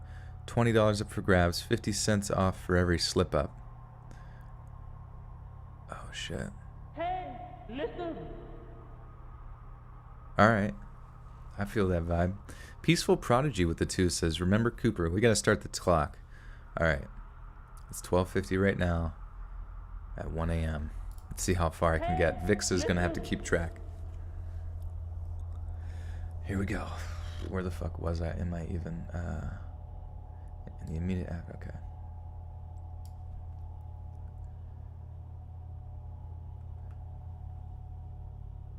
In short, Andy should have broken his neck, and failing that, he should have at least had enough head trauma to put him into a vegetative state. Somehow, whether by luck or the quality of his helmet, he dodged the worst effects, but the doctors still told us to monitor his behavior over the following months and to inform them of anything unusual. The first sign that something was off was how Andy explained his survival. While the rest of us were marveling at the quality of the helmet, how tough Andy was, or how lucky, he'd already made up his mind that the thing that saved him was God. So Andy, who never in a day of his life had been remotely pious in any way, had suddenly decided to take up religion, and not just casually either. He'd once mentioned something about his grandpa being in the Church of England, but for some reason, Andy opted for hardcore Catholicism. Like he stopped staying up late on Saturday nights with me, citing his need to attend morning mass. I'll see this. That sucks. It frustrates me when I fuck up because of shitty, bad grammar writing, but it is what it is. Look, it says out. What the fuck? Oh, he cut out meat. Okay. So that was me that fucked up because it looks like a fucking out. He cut out meat on Fridays. He even had a go at me at one point for saying, "Jesus Christ, this is good curry," saying if I was going to take the Lord's name in vain like that, to at least not do it around him. I wouldn't take that from anyone else, honestly, but Andy had walked away from a crash that really should have killed him. If religion was his way of dealing with the trauma or whatever, then so be it. But Andy's behavior went from being righteous, if a little bit annoying, to full-on bizarre after a while. He insisted on making up for missed time during Lent by completely abstaining from food or water during daylight hours. When I told him he could just give up chocolate or something, he seemed to take it really personally, like I was doubting he could actually fast like that for a prolonged period. And with that in mind, he set out to prove us all wrong. By the end of week 1, he actually looked pretty good. He was leaner, seemed a bit more alert, and was actually fun to be around at mealtimes because he got so bloody excited about food. But by the end of week 2, he looked awful. He'd actually started pushing himself to see how long he could go without eating or drinking anything, and as you can imagine, that was starting to take a serious toll on his physical and mental health. I know this is bad of me, but for a while I just left him to it, and so did everyone else. I don't think a single person reported his behavior to any of his doctors, mainly because people assumed it was his way of processing the accident. I only really started to worry by week 3, when he stopped coming out of his bedroom almost completely. He looked like boiled poo by then, and you could see his ribcage whenever he raised his arms above his head. I tried to confront Andy about it, and he actually seemed weirdly self-aware. He told me he knew he was taking things a bit far, but it was only a few more days until Easter, and then everything would be back to normal again. We could smash a Nando on the Sunday or something, maybe even get a bike ride in if the weather was good enough. It was a weight off my mind. He seemed lucid again, and I honestly couldn't wait until that Sunday so I could finally have my friend back. So cut to Sunday, the 4th of April, 2010. I'd been on the Jaeger the previous night with a few work friends, so I was absolutely hanging out of my butt when I woke up around lunchtime, and the only thought that got me out of bed was the idea of having a massive hangover munch with Andy, who had promised to be eating properly by then. I get up, have a cup of tea, then notice that the flat seems really quiet. I call out Andy's name, but got no reply, and I remember thinking he probably rushed out to eat his own body weight in burger meat since his fast was finally over. I shrugged it off, thinking like, good for him, or something, then walked back towards my room with coffee in hand. Only right as I'm walking back past Andy's room, I hear like a thumping noise coming from inside his room, one that was followed up with some kind of growl. I stop dead in my tracks, look towards his door, and call out his name again. Only this time, I actually know there's someone in his room, and I just want to find out why he won't reply. I knock on his door, calling his name for the third time in about as many minutes, but still he won't answer. Something in my gut just told me to open the door and check on him. If it turned out he was getting steamy with Madame Palm and her 5 lovely daughters, it'd be a wee bit embarrassing, but at least I'd know that he was okay. But as it turns out, he most decidedly was not okay. When I opened the door, the room was barely lit, with the curtains drawn and the only light coming from a few candles that Andy had placed around the room. I knew he'd been in the process of getting rid of all of his unneeded possessions, but it wasn't until then that I really realized how seriously he'd taken the whole minimalism thing. I had an idea that a devotion to God would be anything but creepy, but that's exactly what Andy's room looked like. Sparse, gloomy, with enough pages of scripture taped to the walls to really give you that authentic, I'm losing my freaking mind in here look. But the thing that had me running from the room to call Andy his second ambulance in the space of a month was that he was doing this weird thing with his left hand. Andy had somehow managed to get his hand on a large 10-inch long piece of metal, then sharpened off one end into a point. He was then using the sharp end of the metal bolt to puncture the flesh of his palm, and he appeared to be in the process of trying to shove the entire thing into or through his hand. I only caught a brief glimpse of the wound, but it almost knocked me sick, and I still remember the drip, drip, drip sound of the blood dripping off his desk because I bailed out of the room in the direction of my phone. It probably took me longer than it should have to work out what he was doing. It was stigmata. Self-inflicted stigmata anyways. Andy's attempt to replicate the wounds that Jesus received during his crucifixion. What came next was, to say the least... What? Oh, fuck. God damn it. I missed a word. Damn, I was doing so well, too. Jesus, fuck. Okay. What came next was messy, to say the least. Because of the whole self-harm element of... God, and then I choke on spit. Sweet.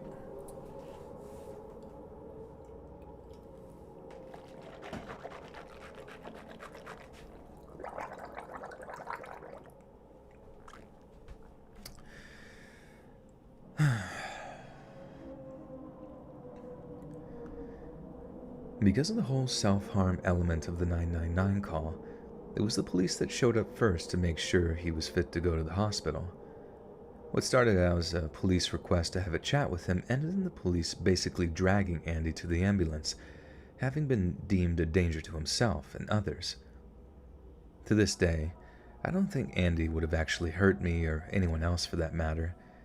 It was incredibly distressing to watch, but having him taken away for what ended up being a full psychiatric evaluation was probably the best thing for him. Andy lives in a group home now, and he's never forgiven me for calling emergency services that day, so we don't really talk anymore. I get updates from his family every now and then, and I've heard he's actually been doing pretty well these days. He's on a shed load of medication, but he doesn't fixate as badly on things, and he doesn't have that manic impulsiveness about him anymore. It's just so crazy to me that a head injury can have such a bizarre, and terrifying effect on someone's thought processes. Like Andy isn't even really Andy anymore, not since the accident. He's Andy in name only, and the person inside, the person that wears Andy's face like a mask, is completely different. Boom shakalaka, let's go. That was pretty good. I feel like that motivation definitely motivated me to power through that story without many mistakes. He was trying to crucify himself, yeah. Yeah, it's interesting. In the church that I used to attend, there was a degree of pretty severe mental illness, accompanied by some of the individuals that would attend church. And it's not to say that it wasn't helpful or beneficial to them, but the degree in which their mental illness was really led them to some pretty, like impulsive and crazy actions pertaining to their religious beliefs, and kind of led them down some different roads. And it was a little scary to watch at times, kind of just to see how they kind of processed all of it, you know what I mean? Thanks, Monica. Thank you guys, appreciate it.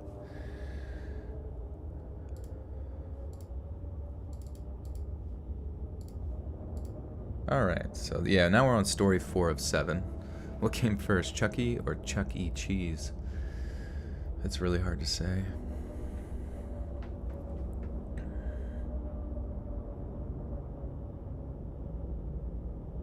Pie like Sweeney Todd, never had a meat pie, wonder how that tastes like. I guess, well, it's like, there's different types of pies you can make.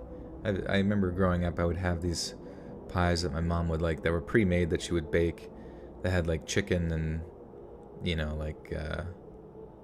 was basically like Thanksgiving type dinner, it was like chicken gravy, green peas and potatoes and other shit like that. It was like a stew inside of a pie, but it was really good.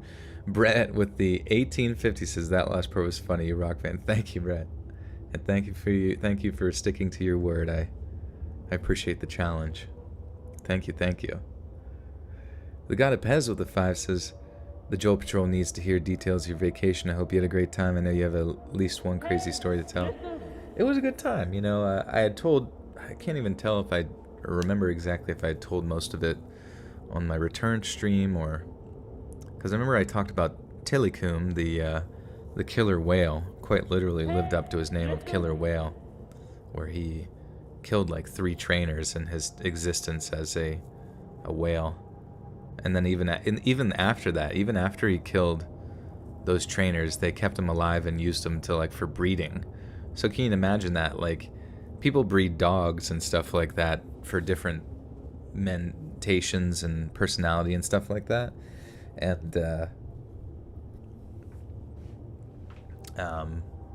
so the last thing you would want to do is breed a pit bull that eats babies, you know what I mean?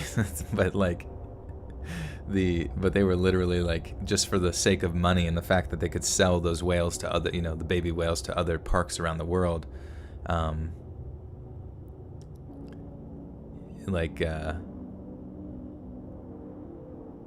They kept them alive and bred a whale that was known for killing people. But I think it may, who knows how it would have played out with the other whales, because I just think any animal just goes insane inside of a cage, especially one that needs a lot of space to roam around, like an orca.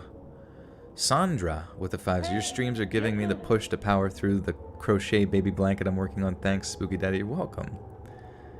You'll have to take a picture and tag me in that. I'd love to see that blanket. Are the live streams scheduled or random? They're a little random, but they're usually scheduled. I try to do them Sunday, Tuesdays, and Thursday nights. Is pizza a meat pie? It certainly can be. I guess a deep dish meat lovers would be similar. Joel is immortal. I have no age. I'm like Edward. You had a mince meat pie and it was gross, but some people like them. I just think it depends on how you make it. If it, essentially all it is really is just you're eating. If you were to take all the shit, the mashed potatoes and the meat and the gravy and the vegetables or whatever that are in it and stuff like that, and then put like some sort of like thin layer of bread near it and mix it all together. That's essentially what's happening with a meat pie. But yeah, I can imagine some of them are probably kind of gross. But Florida was cool. Florida was awesome. It was warm. It was nice to be in the warmth. People were chill about stuff. You know, went to Discovery Cove, which was really sweet. It was like they had all these like simulation beaches, like fake beaches, and the one area you could snorkel in, and it was so cool because like you get in, and this, like, you know how like sometimes you go to an aquarium and you see all like thousands of different types of fish. Well, imagine if you could swim with those fish. And it was just cool. It was like this little public beach where you could chill and get drinks and all that kind of stuff. But then you could go swim with a bunch of like exotic fish. And there were just so many of them. It was crazy. But then like caged off on the one other side was like the shark area. So like because it's the glass is kind of like really clear, it almost looks like your like sharks are literally going to like swim into your area, which was pretty creepy. Did I get tan? You know, I have to be like, I usually tan pretty well. But the whole time I wore a massive like fisherman's hat, you know, to protect my head, because I hate getting sunburn on my like face and head. It's just so annoying, and then you peel and you just like look weird and stuff. But yeah, usually my skin gets pretty brown. It's kind of like a fortunate thing, because I know some people get the sun kind of fucks them up. Are you my faceless YouTuber? Are you showing her face? Yeah, I'm faceless. I lost it in a freak exfoliation accident.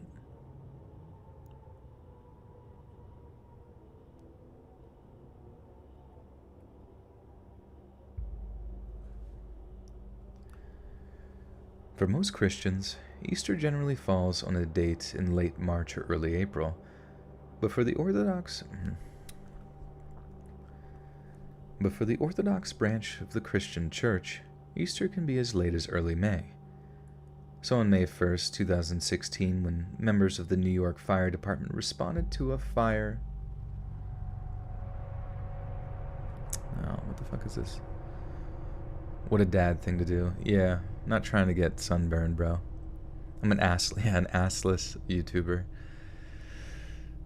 New York Fire Department responded to this is weird. Responded to a fire. A 4-alarm fire. A 4-alarm? What the fuck is a 4-alarm fire? Is that even a thing? A 4-alarm fire? I feel like this was like just a grammatical error.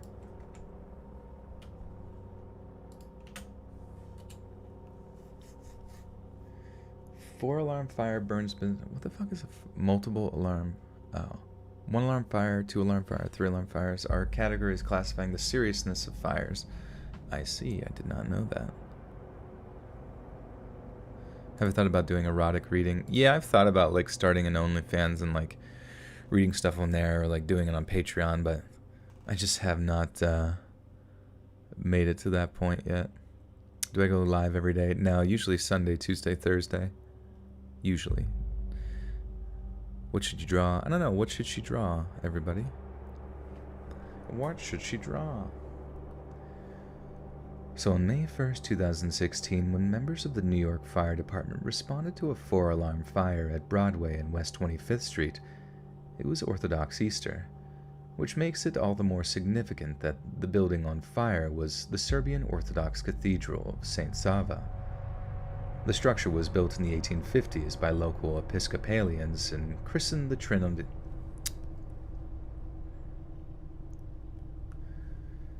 The structure was built in the 1850s by local Episcopalians and christened the Trinity Chapel. But in the 1930s, the church was bought up by the Serbian Orthodox Church before being swiftly renamed. It's a building of such historic significance that it was placed in the National Register of Historic Places in 1982. It took firefighters nearly 2 hours to stem the blaze, but by that time, the ornate interior of the building had been completely devastated. Priceless hand-carved oak icons were completely scorched, and the fire had destroyed the church's beauty.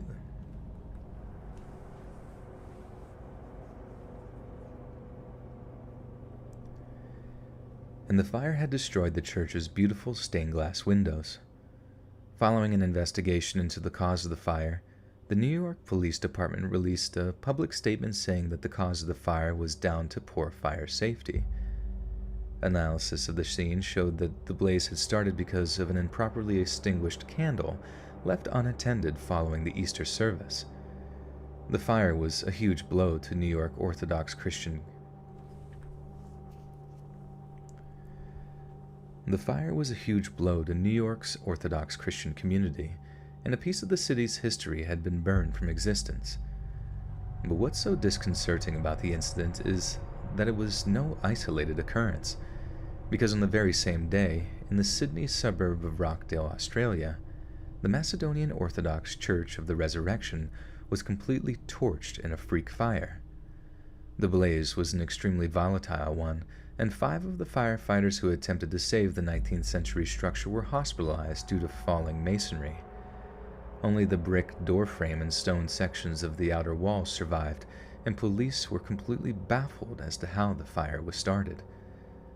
But that wasn't the only Orthodox church in Australia to catch fire during that day. Just hours later, firefighters in East Melbourne responded to a call at the 115-year-old church, the Holy Annunciation of Our Lady. Is it Annunciation? Yeah, Annunciation of Our Lady, I see.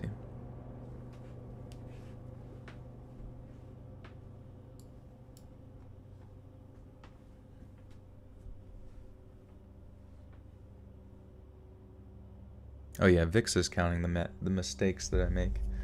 It's a little bit of a game. Feel free to participate. Or play a drinking game with it if you'd like. Hopefully not shots per mistake, because you'd be dead. My mistake meter is at 9,000.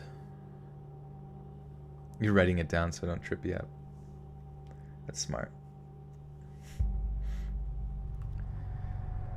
Just hours later, firefighters in East Melbourne responded to a call at the 115-year-old church, the Holy Annunciation of Our Lady, one of the oldest Greek Orthodox places of worship in the entire country.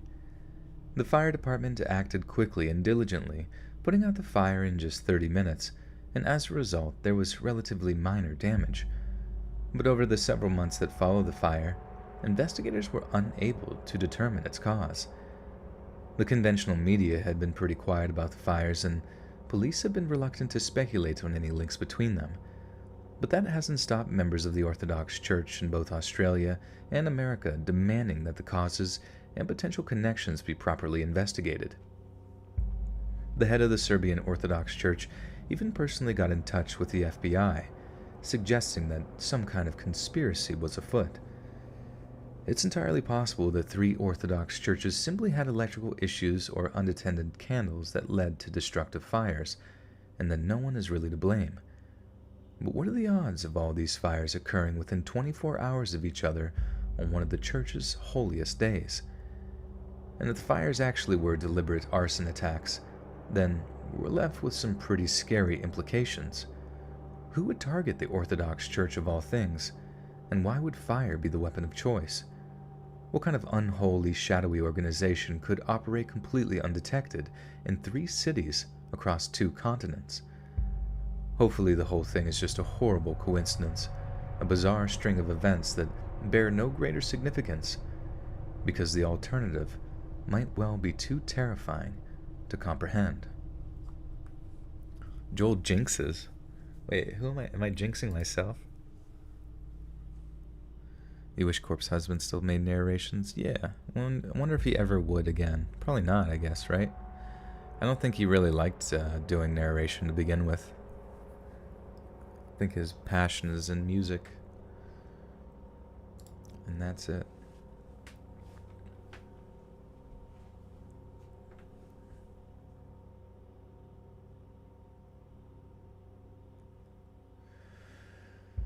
Easter Sunday.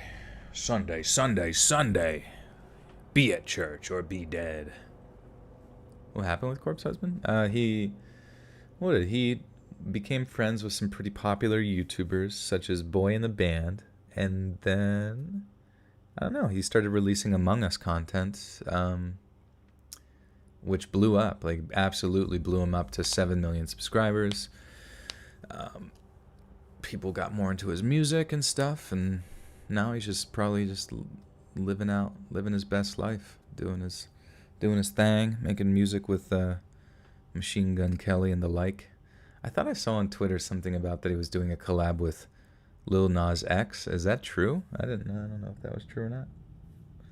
That'd be pretty epic.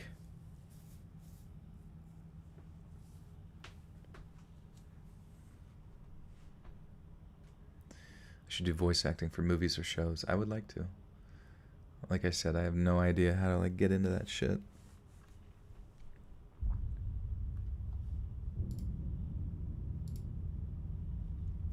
My Liam Neeson impression. I don't know. What did I say that was Liam Neeson? I've got a very particular set of skills.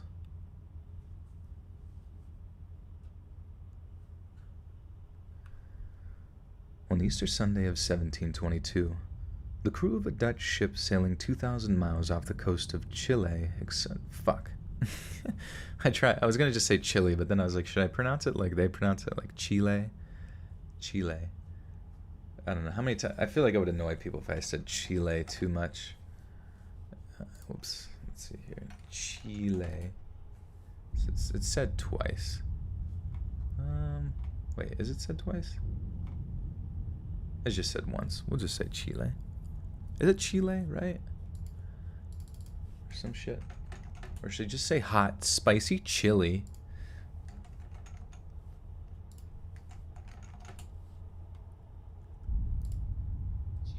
Chile. Chile. I guess I gotta say it faster. Chile. Don't have to say Chile. Gotta bring my fingers with it.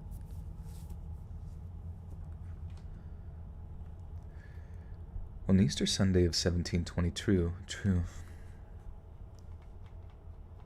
Oh, that's weird.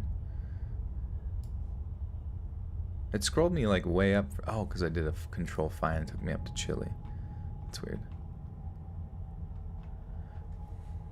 Chile. Okay. On Easter Sunday of 1722, the crew of a Dutch ship sailing 2,000 miles off the coast of Chile unexpectedly sighted land. Admiral Jacob Roggeveen pulled out his telescope, scanning the island for signs of habitation, and was astounded by what he saw. The coast was lined with multitudes of huge jet-black statues, large heads featuring broad noses, jutting chins, and deep-set slits for eyes resting on standing or squatting torsos. Expressions on the stone faces are solemn, as if the statues are watching over the land or waiting for something. There exists in the midst of the great ocean, in a region where nobody goes, a mysterious and isolated island, wrote the French seafarer and artist Pierre Loti. The island is planted with monstrous great statues, the work of I don't know what race, today degenerate or vanished.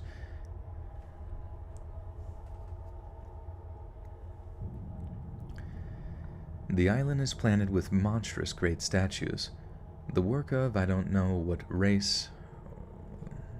Sorry, I don't know. It sounds awkward. It's like, I know it's like an old English type writing or whatever, but I'm confused of like how to say it. It's planted with monstrous great statues, the work of I don't know what race, today degenerate or vanished. Its great remains an enigma. All right, I guess that's, yeah. You tested positive for peach pie? Damn, I'm jealous. The island is planted with monstrous great statues, the work of I don't know what race, today degenerate or vanished. Its great remains an enigma. Given the date of the discovery, Roggeveen named the island Talia. With a 15, it says, love your videos, you're one of my favorite YouTubers and look forward to listening to your stories every day with my boyfriend on airtime before bed. Hope you're doing well and I wish you the best. Thank you, Talia. Thank you, thank you, thank you. It's good to see you again.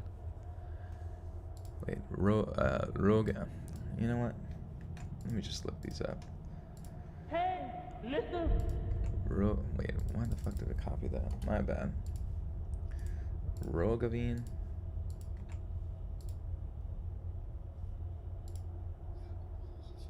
Roggeveen.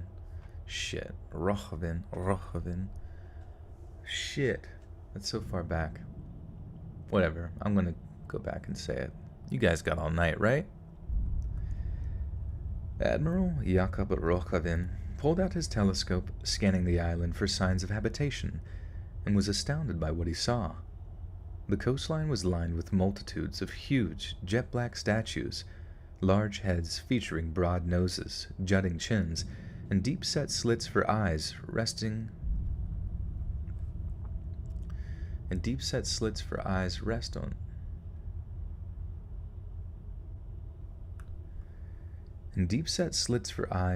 on standing or squatting torsos. Expressions on the stone faces are solemn, as if the statues are watching over the land or waiting for something. There exists in the midst of the great ocean, in a region where nobody goes, a mysterious and isolated island, wrote the French seafarer and artist Pierre Loti. The island is planted with monstrous great statues, the work of I don't know what race, today degenerate. The work of I don't know what race, today I'm saying like degenerate. What the fuck is wrong with me? Talia with a 5 says, You're reading that made me crazy happy. Wait, you reading that made me crazy happy. I love you saying my name. Dahlia. Dahlia. Thank you, Dahlia. Thank you. Show my face.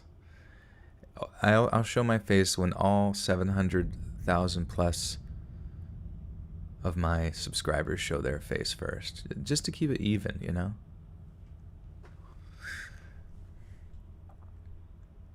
The island is planted with monstrous great statues, the work of I don't know what race, today degenerate or vanished, its great remains an enigma. Given the date of the discovery, Roggeveen named the island... Oh, what am I doing? Let me hear this one again. Jakob Roggeveen. I can't roll my R's. Can you guys roll your R's? It's like... Robin in the chat, he's from Norway, and they can roll their R's pretty well, or like, you know, like really do the old Nordic speak quite well. But then Jasmine in the Discord as well she's from Southern California and can roll her R's very well. And I'm jealous because I'm like, man, I feel like there's no rolling of, like the muscle memory of rolling your R's in English is not very prevalent. It just, and it hurts kind of. It like doesn't feel right. And there's Pash Eiland. What the fuck is Pat? Pash Eiland, which means Easter Island. What if I did this, just Pash? Alright. Pash Eiland meaning Rapa Nui.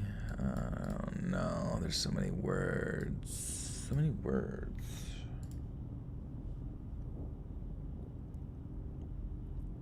What am I doing is what I would have named my island too. Is that what Easter Island means? Or no? Rapa Nui. Thanks, Lila. I appreciate the comment. That's very nice. His face is okay. Given the date of the discovery, Roggeveen named the island Pash Eiland, meaning Easter Island in the Dutch language of the 18th century, but the current Polynesian's name of the island is Rapa Nui. Most scholars accept that these so-called Easter Island statues, or moai, were carved by the descendants of Polynesian voyagers who first settled the island during the beginning of the 13th century. A grand total of 887 of the mysterious carved figures have been discovered, ranging in height from 4 to 33 feet, with their discovery having baffled scientists for hundreds of years. It's well established that the moai are Actually, let me make sure I'm saying the Moai right. Moai. Wait, I lost my...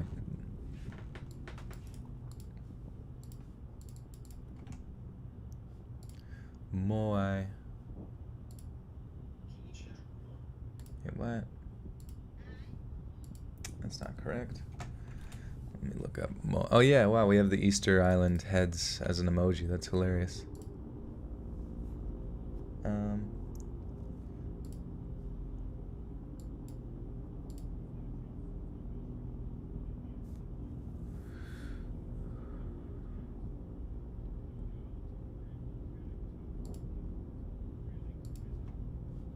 I mean, Moai sounds right. I don't know, I just don't feel like, I don't even feel like looking it up right now. That's correct. Moai, okay, cool. It's well established that the Moai are carved from stone called tuff, an easily workable, compacted volcanic ash, and that primitive stone tools were used to create the faces and designs of the statues. It's also commonly accepted that most of the figures were carved in a quarry located in an extinct volcano on the northeastern part of the island.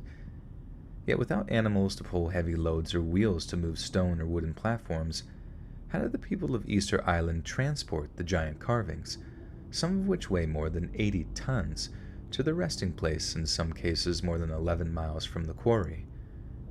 It's a question that captured the public's imagination, and one with some pretty unnerving implications. Some theorists have proposed the islanders dragged the statues across the island, using long lengths of hemp-woven rope, while others believe that they were rolled on the trunk of fallen palm trees. Back in 2012, a team of archaeologists and anthropologists from the University of Hawaii and the California State University conducted an experiment in which they walked a 5-ton replica Moai on a dirt road in Hawaii using only ropes and manpower. People holding ropes attached to the forehead of the fox Moai stood on opposite sides of the road and rocked the statue forward and back, inching it down the path. A third group of movers positioned behind the Moai used a rope to keep the statue leaning a bit forward without falling. But given the logistical planning as well as the engineering,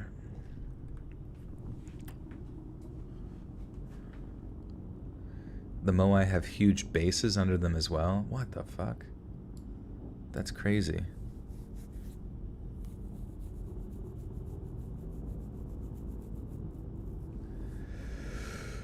Don't the head actually have body? Yeah, like giant body. It's kind of like, did you ever see those like pictures of Diglett from Pokemon, where they like show Diglett's body under the earth and it's just a bunch of like ripped men like holding each other?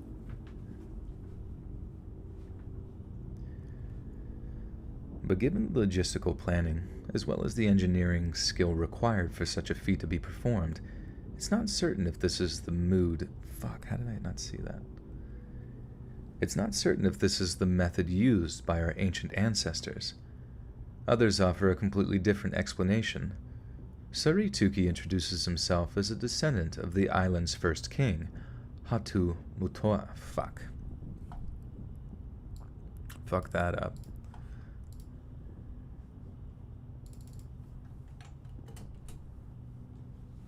Hatu Matua. Wait. Hatu Matua. Okay, that makes sense.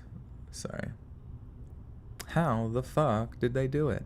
I don't know. Like, I feel like long ago there had to be some sort of weird ass aliens and shit, especially with like big heads and stuff.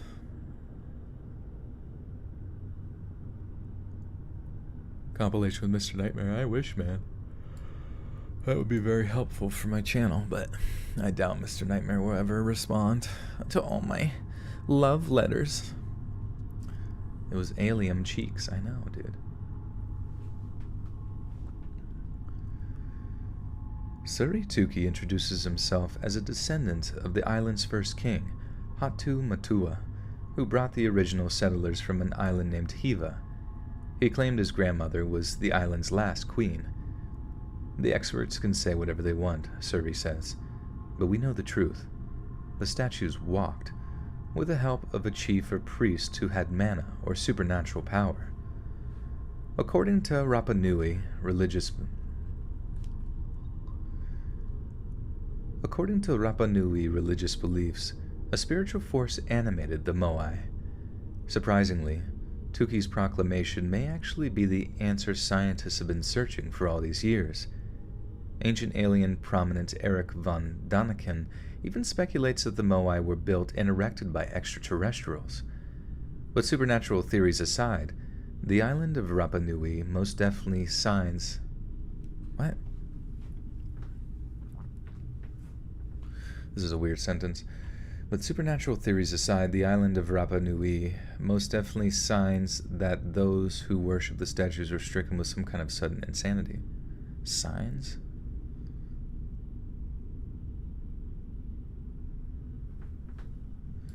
Yeah, I have no idea how that happened. The pyramids were aliens too. I don't know. It's like... I don't know. I mean, it's like... For the most part, evolutionarily speaking, like, we as humans are pretty much identical to what we were thousands of years ago, you know what I mean? So it's like, it's not to say that there wasn't some natural phenomenon of technology that may not be around today, or that we've yet to kind of like rediscover or something. I don't know. Really hard to say.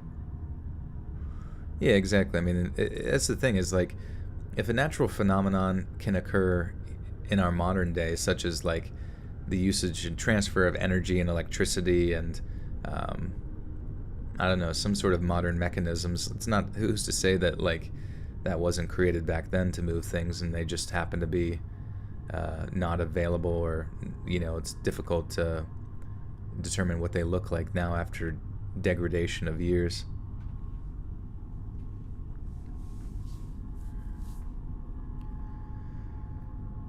But supernatural theories aside, the island of Rapa Nui most definitely signs that those who worship the statues were stricken with some kind of sudden insanity.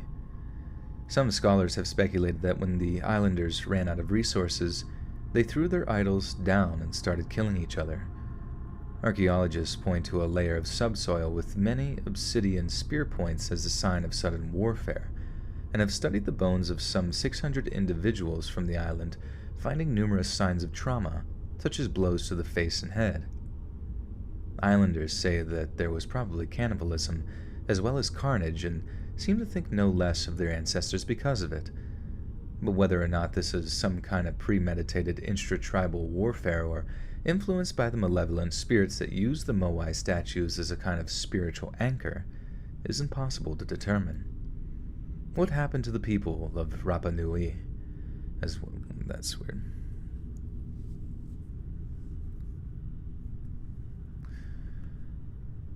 What happened to the people of Rapa Nui, as well as the origin of their humanoid monoliths, is yet another unsolved mystery confined to the pages of history. Perdeep, you're so small and squishy. Small squishy boy, yoy yoy. Oh, lordy lord.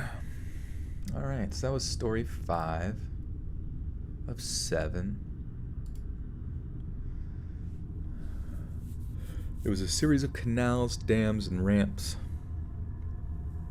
They had like a big old race course. She's Moonlight. Yes, I am. I am alive and vibing. Can you imagine if aliens attacked the world? That's what I was saying, like, there's sort of like this, like, I've always heard this theory. It's a conspiracy theory, mind you, but it's a fun one, where if our government has had a hold of, you know, alien technology for quite some time, that we most likely have had the capabilities to, like, reverse engineer it, and then now, you know, utilize whatever technology exists there to replicate their technology. And then over time, you condition the public to thinking that, well, not just thinking, but condition to them to being comfortable with hearing the concept of, like, extraterrestrials and visitors and, you know, maybe communication, you know, I mean, all this, like, kind of weird shit. And then eventually you do, like, a fake attack. You do a fake alien attack with technology that's just like so insanely crazy that then you sort of like unite in the chaos. Through the chaos you can unite the world under one sort of like governmenting ruling body, or at least make it easier to do so, in the name of fighting against this newfound perceived enemy of, you know, little green space aliens or whatever. You know what I mean? Like, it's just if I was in charge, that's what I would do. That's how I would get it done. That's how I'd unite the world, is through some fake alien bullshit.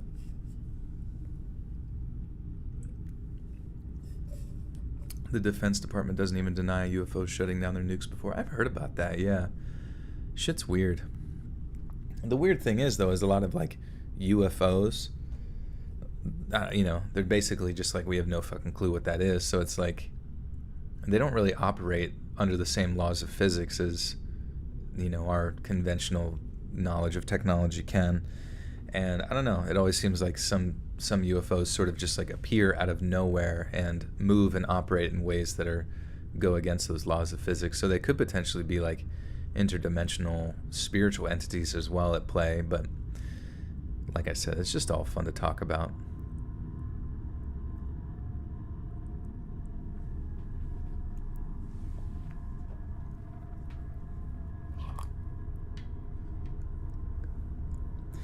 Mass distraction, mass peace. I don't know. Like,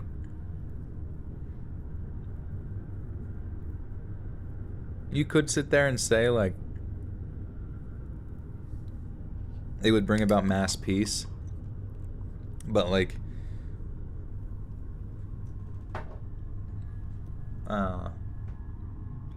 but the thing is that the end goal would be like the sole governing body, you know what I mean? Like, that's the one that would want to maintain control, which I don't really know if any government that ever wants to like really maintain control doesn't really do it through peaceful means. It usually requires, like, who knows to what extent the supposed alien attack in this hypothetical scenario that may or may not ever exist could be brought about. Like, it could be a very, very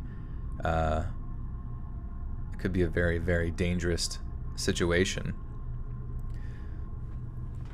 You know, like, whatever technology we use could be used to wipe out swaths of the earth, you know what I mean, so that the human population is essentially in such a chaotic position that it would be easier to control the numbers of them, you know. Same with, like, what I always thought was really interesting is I heard about this technology where it was like giant pieces of tungsten elevated by satellites in the air, right? And then these like pieces of tungsten, you drop them from orbit, and then whenever like they smack into the earth, they have essentially the same sort of impact that a nuclear bomb would. To what size, who knows? But like, there wouldn't be any like radiation that would come from it, essentially the same way that a nuclear bomb would. And then you could just sit there and say that it was a fucking meteor, you know what I mean? You could just like tell the public it was a meteor, and they would never know, you know what I mean? Same with like if you wanted to keep, you know, completely destabilize another country or something like that based on the damage done or whatever, you could just tell everyone it was a meteor, and it would never appear as if though it was militarily oriented at all, you know. Rods from God. Yeah, that's what. Yeah, I heard about it. I mean, I hope that doesn't happen, but I'm just saying, like,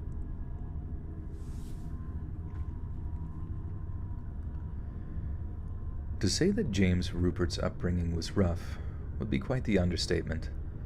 Born on April 12th of 1934, his mother Charity had told him from a very early age that she would have preferred having a daughter as her second child, giving him the distinct impression that he was unwanted. Leonard, his father, treated him no better. The family was frequently terrorized by a man whose lack of patience gave way to a violent temper, and he showed his two children very little affection. Yet neither would be given the chance to reconcile, as Leonard died in 1947 when James was just 12 years old. After his father's death, James's older brother, Leonard Jr., became the family patriarch, and to his younger brother's horror, Junior mimicked his late father's cruel and mocking behavior, often taunting James for being, as he put it, a weakling. By the time he was a young adult, James's awful home life meant that he already had one failed attempt at taking his own life under his belt. He stood at a meager 5'5", weighing just 135 pounds, and was described as a modish. Let me let the cat out real quick.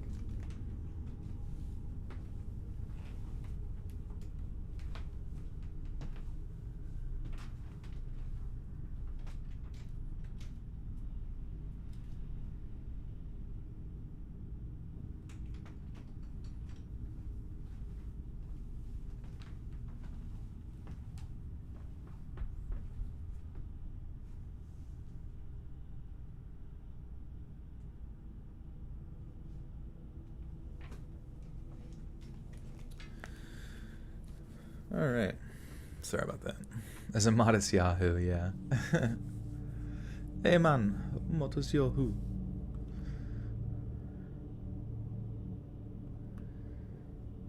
He stood at a meager 5'5", weighed just 135 pounds, and was described as a modest, bookish, and helpful young man who was unremarkable and quiet.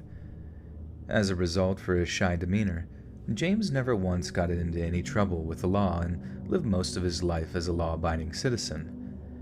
But by 1975, the fraternal love James felt towards his brother was wearing thin, and the envy he felt over Leonard Jr.'s successful career and loving family was beginning to boil over. James had dropped out of college after only 2 years, and by the time 1975 came around, he was unemployed, unmarried, and was still living at home with his mother. On the other hand, Leonard Jr. had earned himself a degree in electrical engineering, owned his own home in Fairfield, Ohio, and had 8 children. But what's more, the women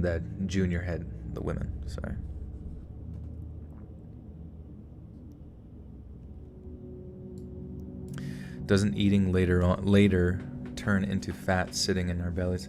Yeah, like if there's, especially like carbohydrates more specifically, because that's usually what your body will translate the fat the fastest. But if you eat late at night but don't use that energy for anything, it should, specifically carbohydrates, it's just going to translate to fat as you sleep and stuff.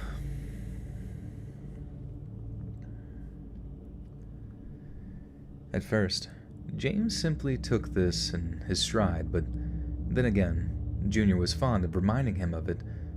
Oh wait, whoops. I missed a fucking thing. Do I want to see an alien? Probably. How many stories to go? This one and then another one, so 2 total. But what's more, the woman that Junior had married was none other than James's own ex-girlfriend, Alma. At first, James simply took this in stride, but then again, Junior was fond of reminding him of it, how she had been right not to marry a weakling such as he. On top of that, James's relationship with his mother didn't seem to have improved over the years. Charity was sick and tired of James's apparent inability to hold a steady job, and blasted him for having a Charity was sick and tired of James's apparent inability to hold a steady job, and blasted him for having to self-medicate with alcohol, telling him he was unable to pay the rent, then she'd kick him out onto the street just like any other tenant. Obviously, living through such an unbearable situation took a terrible toll on James's mental health, and by the mid-70s, he found himself battling a deep and unshakable depression as he got closer and closer to the breaking point. He seemed deeply vexed and even mentioned how troubled he was to a 28-year-old waitress named Wanda Bishop. The mother of 5 would later state how, during one of her shifts at the 19th Hole Cocktail Lounge, James had told her of his growing frustrations with his mother's demands on him, of his impending such a long fucking sentence, holy shit. The mother of 5 would later state how, during one of her shifts at the 19th Hole Cocktail Lounge, James God fucking damn it.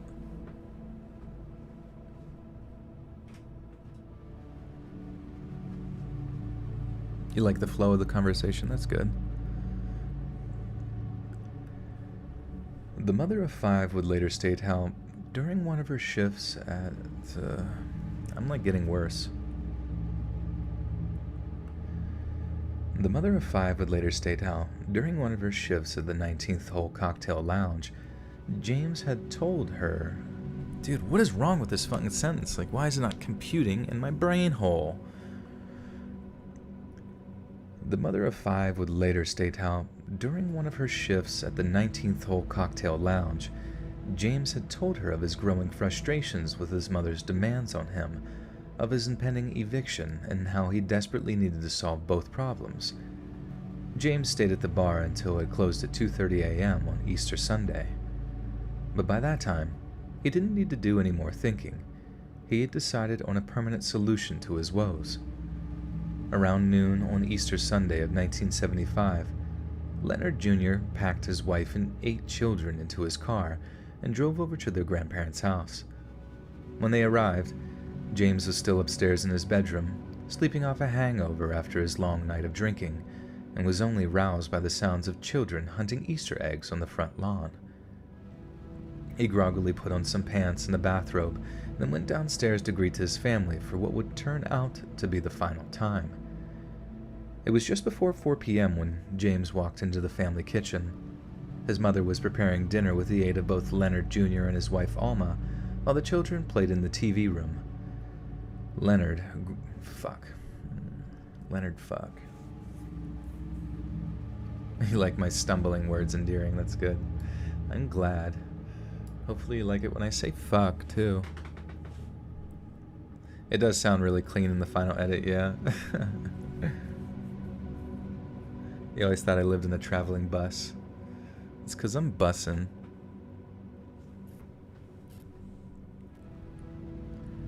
Frozen pineapple? Yeah, it is really fucking good. Vanakin's art with the 2 says, which scares you more, ghosts or aliens?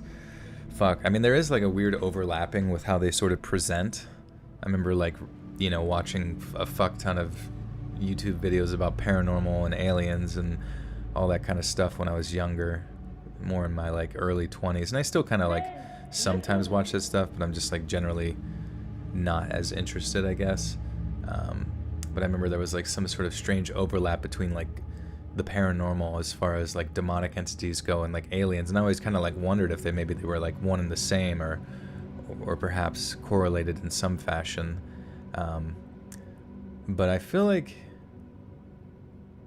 I don't know, ghosts are scary as fuck, but aliens kind of, you know, the fact that they're kind of like that as well, but they do something to you physically, it's a bit spooky. It's a bit spooky, isn't it?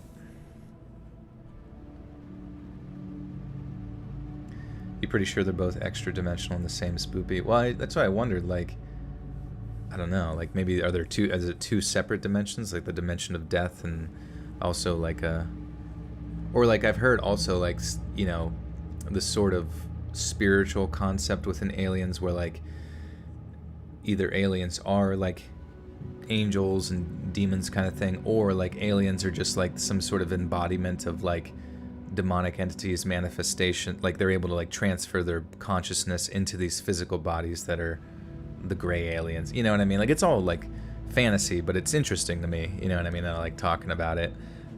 Obviously I can't confirm whether any of it's real at all, but it's very weird.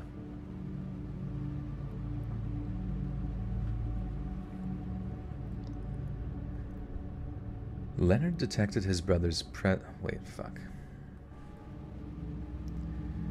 Leonard detected his brother's presence before he'd even turned to look at him and made some derisive comment about having slept all afternoon. But when Leonard finally did set eyes on his brother, what he saw made him freeze up in horror. Leonard stood there, eyes bloodshot, hair a mess, pointing a loaded .357 Magnum at his terrified brother. It was the last thing he would ever see. With the barrel aimed squarely at his brother's face, James pulled the revolver's trigger, sending a chunk of lead smashing into Leonard's skull at supersonic speed. His head just about exploded, sending a spray of carbon soup all over his nearby wife. She tried to scream, but James shot her in the head before the sound could ever escape her throat. Her mother simply watched, immobilized with fear as James then turned the gun on her, too. Alarmed at the loud noises coming from the kitchen, 3 of James's nephews and nieces came running to the kitchen to see what was going on. The hellish scene that greeted 11-year-old David, 9-year-old Teresa, and 13-year-old Carol was enough to send them into a frenzy of terrified screams, screams which James didn't hesitate in silencing with shots from his .357. James then walked into the TV room where the execution style of killing devolved into something considerably more frenzied and fear-soaked. One child was shot. This is scary. One child was shot in the chest, but the remaining.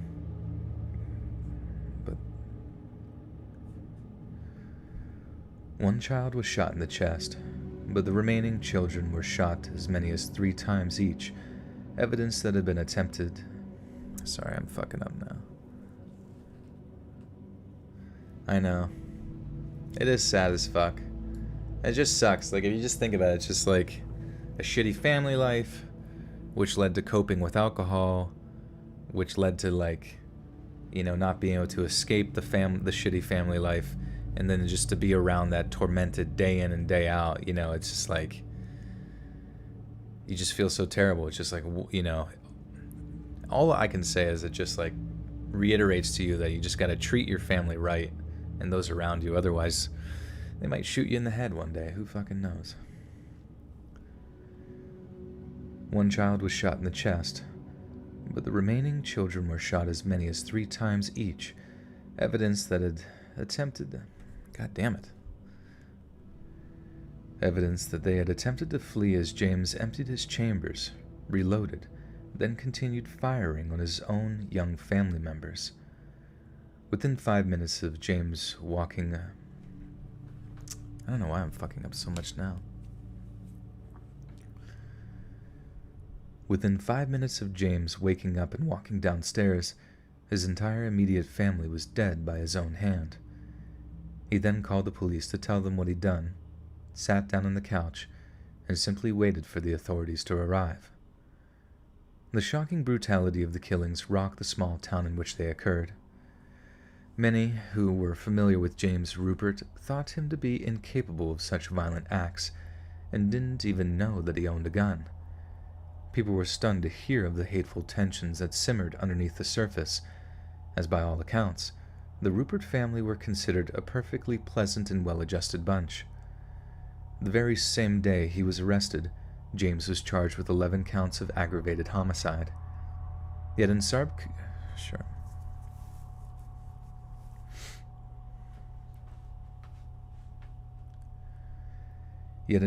contrast to his initial cooperation, he refused to participate in any kind of interview. One of the few things James actually said to the arresting officers was that he intended to plead insanity and would escape any kind of punishment, since no jury in the land would find him guilty of murder once they'd heard his story. But the only story that grabbed anyone's attention was the horrific level of violence at the crime scene. County Prosecutor John Holcomb stated that there was so much blood on the first floor of Rupert's home that it was dripping through the floorboards and into the basement. Just over a year later, the house was opened to the public and all of its contents were auctioned off. It was then cleaned, recarpeted, and rented to a family new to the area whose members were unaware of the murders that had taken place there. Other families had moved in and out, and the house was frequently occupied, but some complained that there were still bloodstains in the wooden floorboard of the TV room. One family even vacated the house entirely, claiming that they were hearing voices and other explained noises. At his trial, a jury found James Rupert guilty on all 11 counts of murder and sentenced him to 11 consecutive life sentences.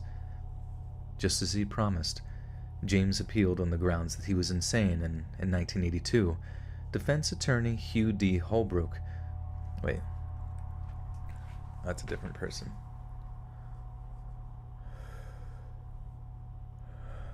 "8 days past Earth Day? I didn't even know it was Earth Day at all.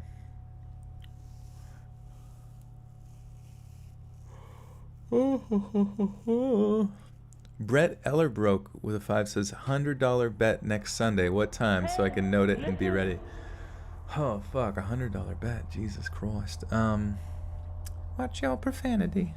Well, usually I stream so it's on Sundays. Next Sunday is Easter, like actual Easter. So I assume I'll be back home if I do any family stuff by the evening time.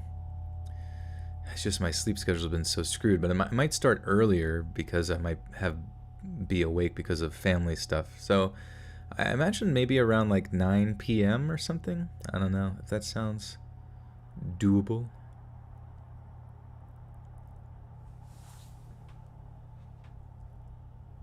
Earth Day is in April. Oh, okay. Just as he'd promised, James appealed on the grounds that he was insane, and in 1982, defense attorney Hugh D. Holbrook personally funded the hiring of expert psychiatrists and psychologists from all over the country in a bid to prove his client was unfit to stand trial. But thankfully, a judge saw through the act. James was ruled sane, and the life sentences upheld. Rupert remains incarcerated in the Franklin Medical Center in Columbus, Ohio, and has since been denied parole by the prison board. James's next hearing is set for February of 2025, when he will be 90 years old. By that point, James Rupert will have spent more of his life inside a cell than outside of one, and it's doubtful that a 90-year-old man will be able to properly enjoy his final years of freedom. But then again, maybe that's a small measure of justice, since the man stole the life, love, and liberty of 8 of his young relatives. James only narrowly avoided the death penalty for his crimes, so maybe it's only right that he die in prison, where child killers like him most definitely belong. It's weird. Robin was telling me that in Norway, no matter what crime you do, apparently the maximum sentence that you can get is 21 years. So he was telling me this story about some guy who had killed like 70 people, something insane. Maybe I got the number wrong, but killed a ridiculous amount of people that would, here in the United States, get you the death penalty. But like, that guy has already served like 10 years of his sentence and only has like 11 more to go. And then I guess one of the big stories over there was the fact that like their prisons are pretty like lax about stuff, and they get to like, they can take college courses and weird shit like that, which I feel like is good for some people that are incarcerated, but like I just feel like really, really heinous crimes kind of don't deserve that luxury. But I'm not in charge of their justice system over there. But I guess one of the things that he did was like made a big deal about requesting, he had like a PS3 and then was like making a big deal about requesting a PS4 or something like that. Just like, Jesus Christ, dude. I don't know. Hopefully he got to play Spider-Man. It's just weird. I don't know. I just imagine like, and I was thinking like, imagine you're like a college age kid or something and you're working as a cook in some restaurant, and usually like a lot of different kinds of people end up working as cooks in the back end of a restaurant.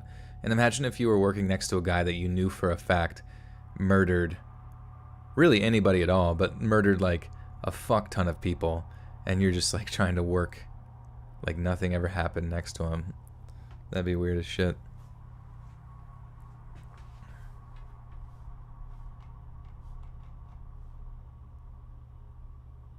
The ice penalty. Don't read yet because you have to go leave your room and get water. It's dark. Alright, be safe. I can't promise anything.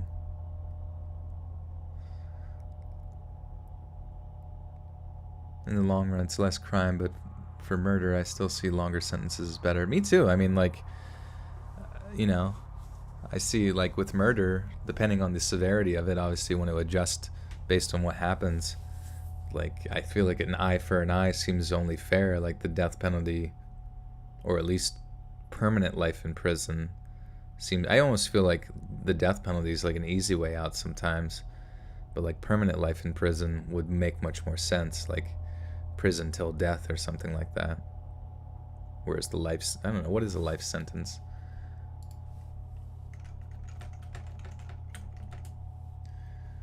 Life imprisonment in the United States. 1 in every 2,000 inhabitants are in prison for life.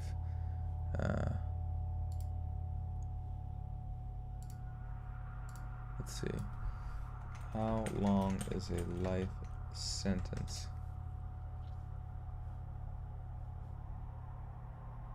Oh yeah, 25 or 40? Oh wait, may be eligible for parole after a set number of years, like 20, 25, or 40. Yikes.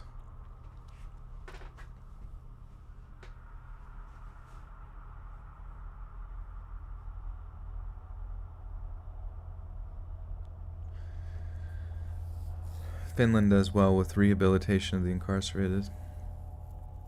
Yeah, I mean, like if your society is relatively cooperative, you know, with each other, and I imagine, I mean, if the fact that, like, I don't know, like he was telling me, like or you know, Robin was saying the majority of like the prisons over there are almost like dorms, you know, but I just imagine, like, I don't know, it seems as if though their society is obviously much smaller than the United States, but I guess substantially less violent. What the cause of that is, I do not know.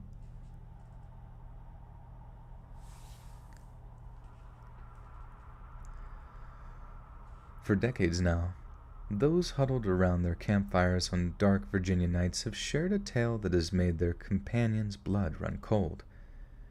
It is the story of an escaped insane asylum patient, a man committed for the cold-blooded murder of his own family on Easter Sunday. Following his incarceration, he became obsessed with Easter-themed motifs, eggs, crucifixes, and most importantly, rabbits. Because following his freak escape from the psychiatric hospital he was interred at, our family killer escaped into the woods around Colchester Overpass near Clifton, Virginia, where he found his only staple resource of food was rabbit meat.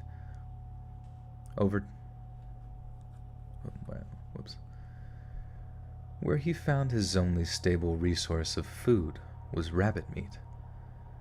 Over time, the escaped mental patient collected the skins of the rabbits he'd killed, somehow stitching them together in something that resembled a huge gore-stained rabbit costume. Anyone unlucky enough to stray into his patch of woods found themselves subjected to the terrifying ordeal of being chased through the trees by an axe-wielding, fur-suited psychopath that soon came to be known as the Bunny Man.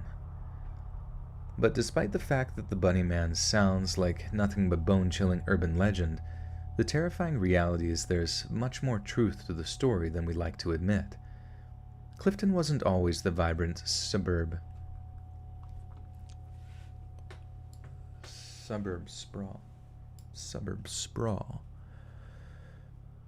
You don't think prisons are supposed to fix people? Well, they definitely don't around here. I mean, like, most people that go into prison end up, just to stay safe, they have to join a fucking gang or whatever. And then, you know, who knows what happens to you in there? You know, you get fucked up worse going in there, you know? How to make that better? I have no fucking clue, dude. I have no clue.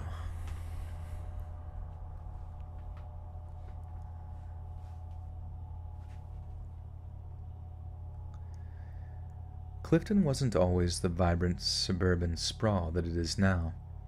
At the beginning of the 20th century, it was a small and humble farming community centered around the town's only railway station. But Clifton grew farts.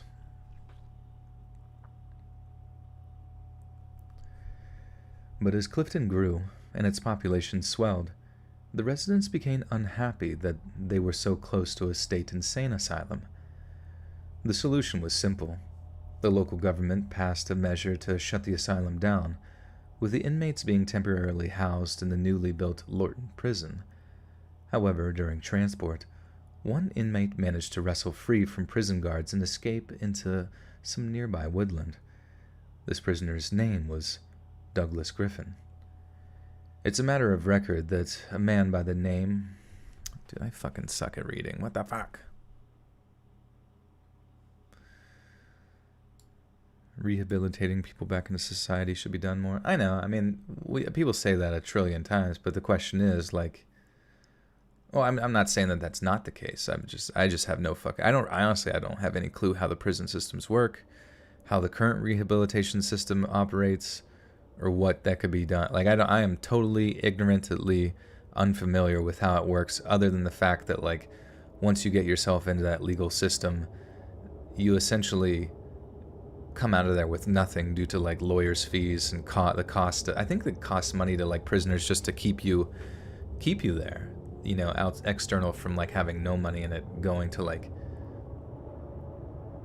being paid by maybe taxpayers or something like that. But I don't know how the current rehabilitation system works. I'm sure it's different from state to state, prison to prison. I have no fucking clue. You know what I mean?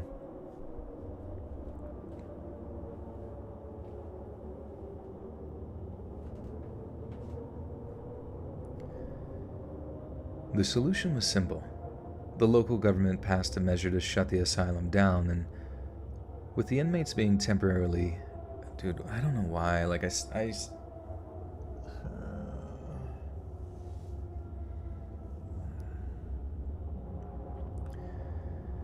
solution was simple. The local government passed a measure to shut the asylum down, with the inmates being temporarily housed in the newly built Lorton prison. However, during transport, one inmate managed to wrestle free from prison guards and escape into some nearby woodland. This prisoner's name was Douglas Griffin. It's a matter of record that a man by that name was convicted of murdering his own parents with an axe on Easter morning when he was just 12 years old. At his hearing, young Douglas seemed manic and deranged, completely absorbed by the Easter imagery present in his home on the day he killed his own mother and father. A judge spared no time in committing him to an insane asylum, and that's where he lived, for 20 long years, right up until the day of his escape. Federal marshals, local law enforcement, and a handful of volunteers searched the woods near the site of Griffin's escape for months on end, using sniffer dogs, professional trackers, and even mounted patrols. But the only traces they found of him were the mutilated corpses of 7 half-eaten rabbits. 7. God damn it. Chicky Meatball with the 5 says, "You got this. Thank you." Thank you, Chicky Meatball. Joel is a simp. I am a huge simp for Robin. Robin is like, if I'm God, he's Jesus. He is my Jesus, or my Holy Spirit. I don't fucking know. He is all I know is he is a cornerstone of this fucking channel when it comes to making just the vibe, just the fucking aesthetic. He makes it happen.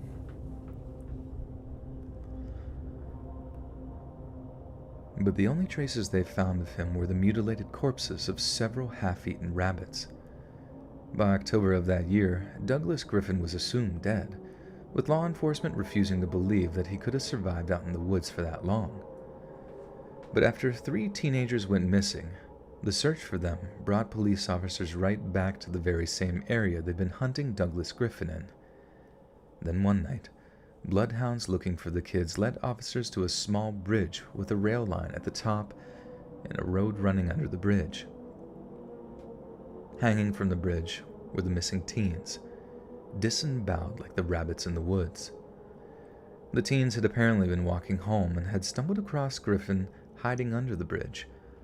Moments after making the gruesome discovery, police officers heard a maniacal laughter coming from above them, looking up to see a man in a rabbit's fur mask waving an axe above his head.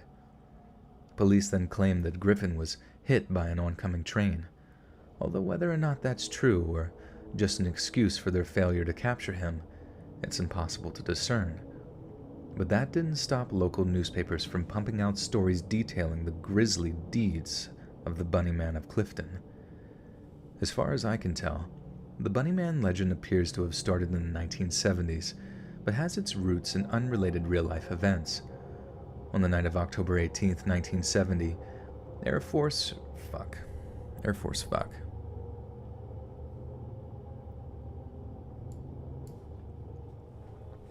Ali Hybert with the 10 says, I made it. Thanks for doing your thing. You're welcome. Thank you, Ali. Thanks for stopping by. Thank you. Clean your floors with Pine Sol. Power Pine Sol, baby. Riley Reed is in the chat. Hello, Riley. How are you?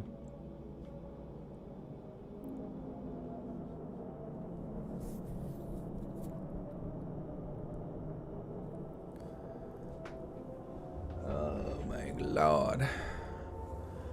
I need to drink some Pine Sol so I can wake up. Wake up. Oh, you're finally awake. On the night of October 8th, 1970, Air Force Cadet Robert Bennett and his fiancée were driving near Colchester Bridge when Robert spotted something in the middle of the road that had him slamming on his brakes to avoid hitting it.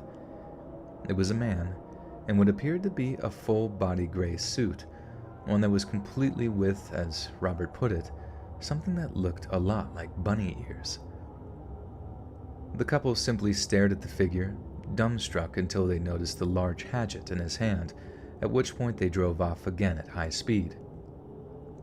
Though neither Robert nor his fiancée were hurt, they were shaken by the incident and couldn't provide a lot of details. But with his pale outfit and ear-like head covering, Bennett and police initially speculated that the man was a member of the KKK. The mysterious figure was quickly dubbed the Bunny Man by local newspapers, and it wasn't long before there was a second sighting. Less than 2 weeks later, a construction site security guard making his rounds at a new housing development caught the Bunny Man using an axe to smash the roof supports of new houses being built. After the newspaper ran the story, the Bunny Man called the local authorities saying that he was against the spread of new housing divisions into his woods. Based on his voice and eyewitness accounts, police determined the Bunny Man was a local teen upset with the new housing development. He told police that he would meet them at the Colchester Bridge on Halloween, but never showed and was never seen again. The events were reported in newspapers around the country, and teens from all over Virginia started to make their way to Colchester Bridge to look for the Bunny Man. Over 50 Bunny Man sightings were reported everywhere from Maryland to Washington, D.C., though not a single sighting could be corroborated. The supernatural element of the Bunny Man story only came when locals connected the Bunny Man news reports to an unsolved murder of a local girl that happened in 1918. 14-year-old Eva Roy was found beaten to death and hung near Colchester Bridge, and the prime suspect was an escaped mental patient who broke out of Lorton Prison, though he was eventually proved innocent of the crime. As years passed and the legend spread, teens near the bridge would go on Bunny Man hunts in the woods, especially near Halloween. It seems horrifying that such a ridiculous-sounding story can be...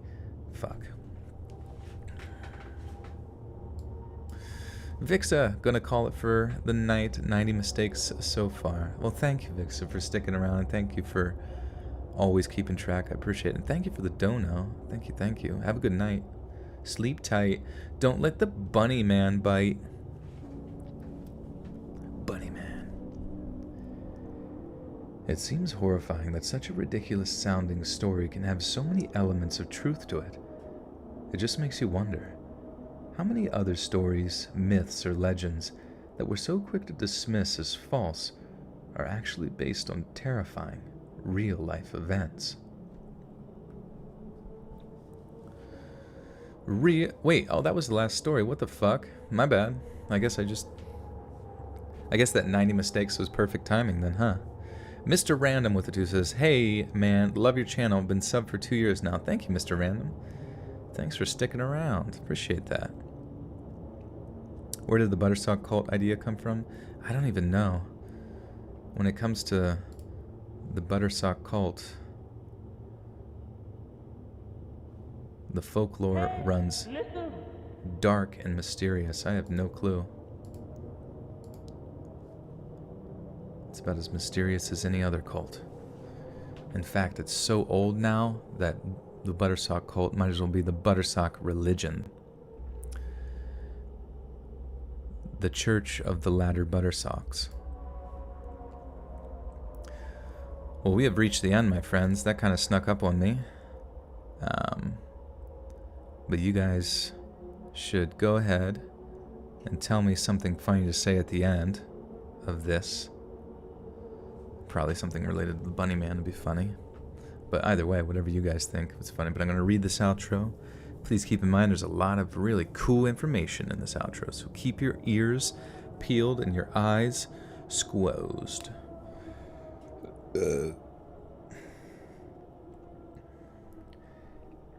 Hey friends, thanks for listening. Click that notification bell to be alerted of all future narrations. If you got a story, be sure to submit them to my subreddit, r/letsreadofficial. Fuck. If you got a story, be sure to submit them to my subreddit, r/letsreadofficial, and give and receive feedback from the community, and maybe even hear your story featured on the next video. And join a live stream to catch an invite to my Discord. And if you want to support me even more, grab early access to all future narrations for just $1 a month on Patreon, and maybe even pick up some Let's Read merch on Spreadshirt. And check out the Let's Read podcast, where you can hear all these stories in long compilation form and save huge on data, located anywhere you listen to podcasts. Links in the bio. Thanks so much, friends, and remember, hip-hop hoary. Panathol. Swiggity swooty, I'm coming for that booty. I actually have said that in an older one. It's funny you say that. Gonna watch Mr. Nightmare? We'll go enjoy. Enjoy. Tell him I said hi. Peter Cottontail hopping down the rabbit trail. Peter caught his tail. More Skinwalker stories? Maybe. I don't really feel like many people have too many Skinwalker stories too often. I wish they did. Would be dope. Would be freaking dope. Alright. Don't let the Bunny Man bite. And remember, if you fake schizophrenia, you don't have it. Well, that makes sense. Yo, how are you doing? And what is your favorite music to listen to? There's so much good stuff. I really like listening to a YouTube channel called Ryan Celsius Sounds. He live streams a lot. You should go check him out. He's makes some sweet ass, a lot of trap, trap hip hop mixes. Ice is just a myth. Bro, at this point, I'm out of horror content. I binged them too fast. I know you gotta hold up. But you can repeat them if you'd like. Just pretend all of them are skinwalkers, but you can't. But nobody could tell. It's pronounced skin squawker. But I'm doing good. But we are heading out here. I just need somebody to give me something here. You came across my channel in 2019, and you've been subscribed ever since. Nice. I appreciate that. It's cool. Because I know sometimes, people get into Markiplier or some YouTube thing when they're younger or something, and they kind of get out of that phase. I don't know. People don't want to watch Ninja anymore or something, but with Let's Read, once you get hooked, you're not going anywhere. Oh, it's Bianca. Hi, Bianca. Long time no see. What the hell? Foreskin Dick Cheesemaker. Yeah. Tell us a joke.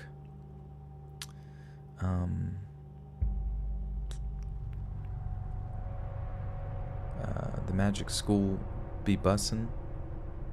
Boo! Boo! Get the fuck out of here! Boo! I don't know. I always have a good one to go to, but I feel like it's offensive, so. What's my morning routine? That just depends if I even wake up in the morning. I guess usually it involves getting on the computer and checking my email. Or looking on my phone. Immediately looking at my phone, checking email, but I like to drink coffee. It's nice. I usually take showers later in the day. Brandon, you've been around for 4 years. Nice. Live fast, eat ass. Probably won't do that. Why did the Irishman climb onto his roof? Because he heard drinks were on the house. Hardy, hardy, hardy, hardy, hardy, hardy, hardy. I be bussin'. What does that even mean? What does bussin' mean? And remember, don't get caught by the bunny man. I might just say that. The bunny man be bussin'. That's all I'll say. Thanks so much, friends. And remember, the bunny man be bussin'. How's your favorite Pradeep? He's good. He was in here earlier, sleeping at my feet, but he's happy and healthy and always getting a nap in. A nappy boy. Do I plan on making more ASMR? Probably not, just because I don't really have the time nor desire, really. But I wish I could. I wish I could. Bunny man be bussin' to your bedroom. Hey, I'm new to your channel. What is it about exactly? Do you talk about scary stories? What's your channel focused on? Yeah, so like, basically the channel is a narration channel where I read stuff, and people usually submit scary stories, but they also, as exampled by this one, people submitted like true crime, like research-based stories that are ones from like historical crimes, or maybe even crimes that are happening, you know, are being currently in progress of going through court and stuff like that. So, yeah, but a lot of it usually is just like people's true scary experiences, kind of like journal entries that they had written up to kind of get it off their chest, or you know, get it read here and stuff like that. So it's all kind of like everything's based in reality, whereas a creepypasta channel would primarily be based in amateur horror fiction, you know. Some beard scratchies. Oh yeah, you like that? Well, guys, thank you again for hanging out with me on Palm Sunday. Speak to the Palm Sunday. But I appreciate you. Another awesome stream. Love the support. Always appreciate you guys. Go join my Discord if you haven't already. If you want to go hang out with that community, feel free to jump in, say something about yourself, and just dive into the hot, fun action of me screaming at Overwatch while I stream it. It's a good time. But otherwise, I will get this edited up on bussin equals bus equals bussin nut. Ah, okay, interesting. Who would have guessed? Okay, so basically it's like saying like something is orgasmic. Like the bunny man is bussin a nut. But yeah, so I will go ahead, edit this audio together, get it up first on Patreon. It's only $1 a month if you want to support there. Always appreciate it. And then follow me on social media, all that good stuff. And then anyways, this will be up and nice and edited at 7 p.m. Eastern Standard Time, same place, Monday, Wednesday, Friday. New streams Sunday, Tuesday, Thursday. We gonna be bussin'. You know the vibe already. All right. Peace out. God blessingtons. Adios.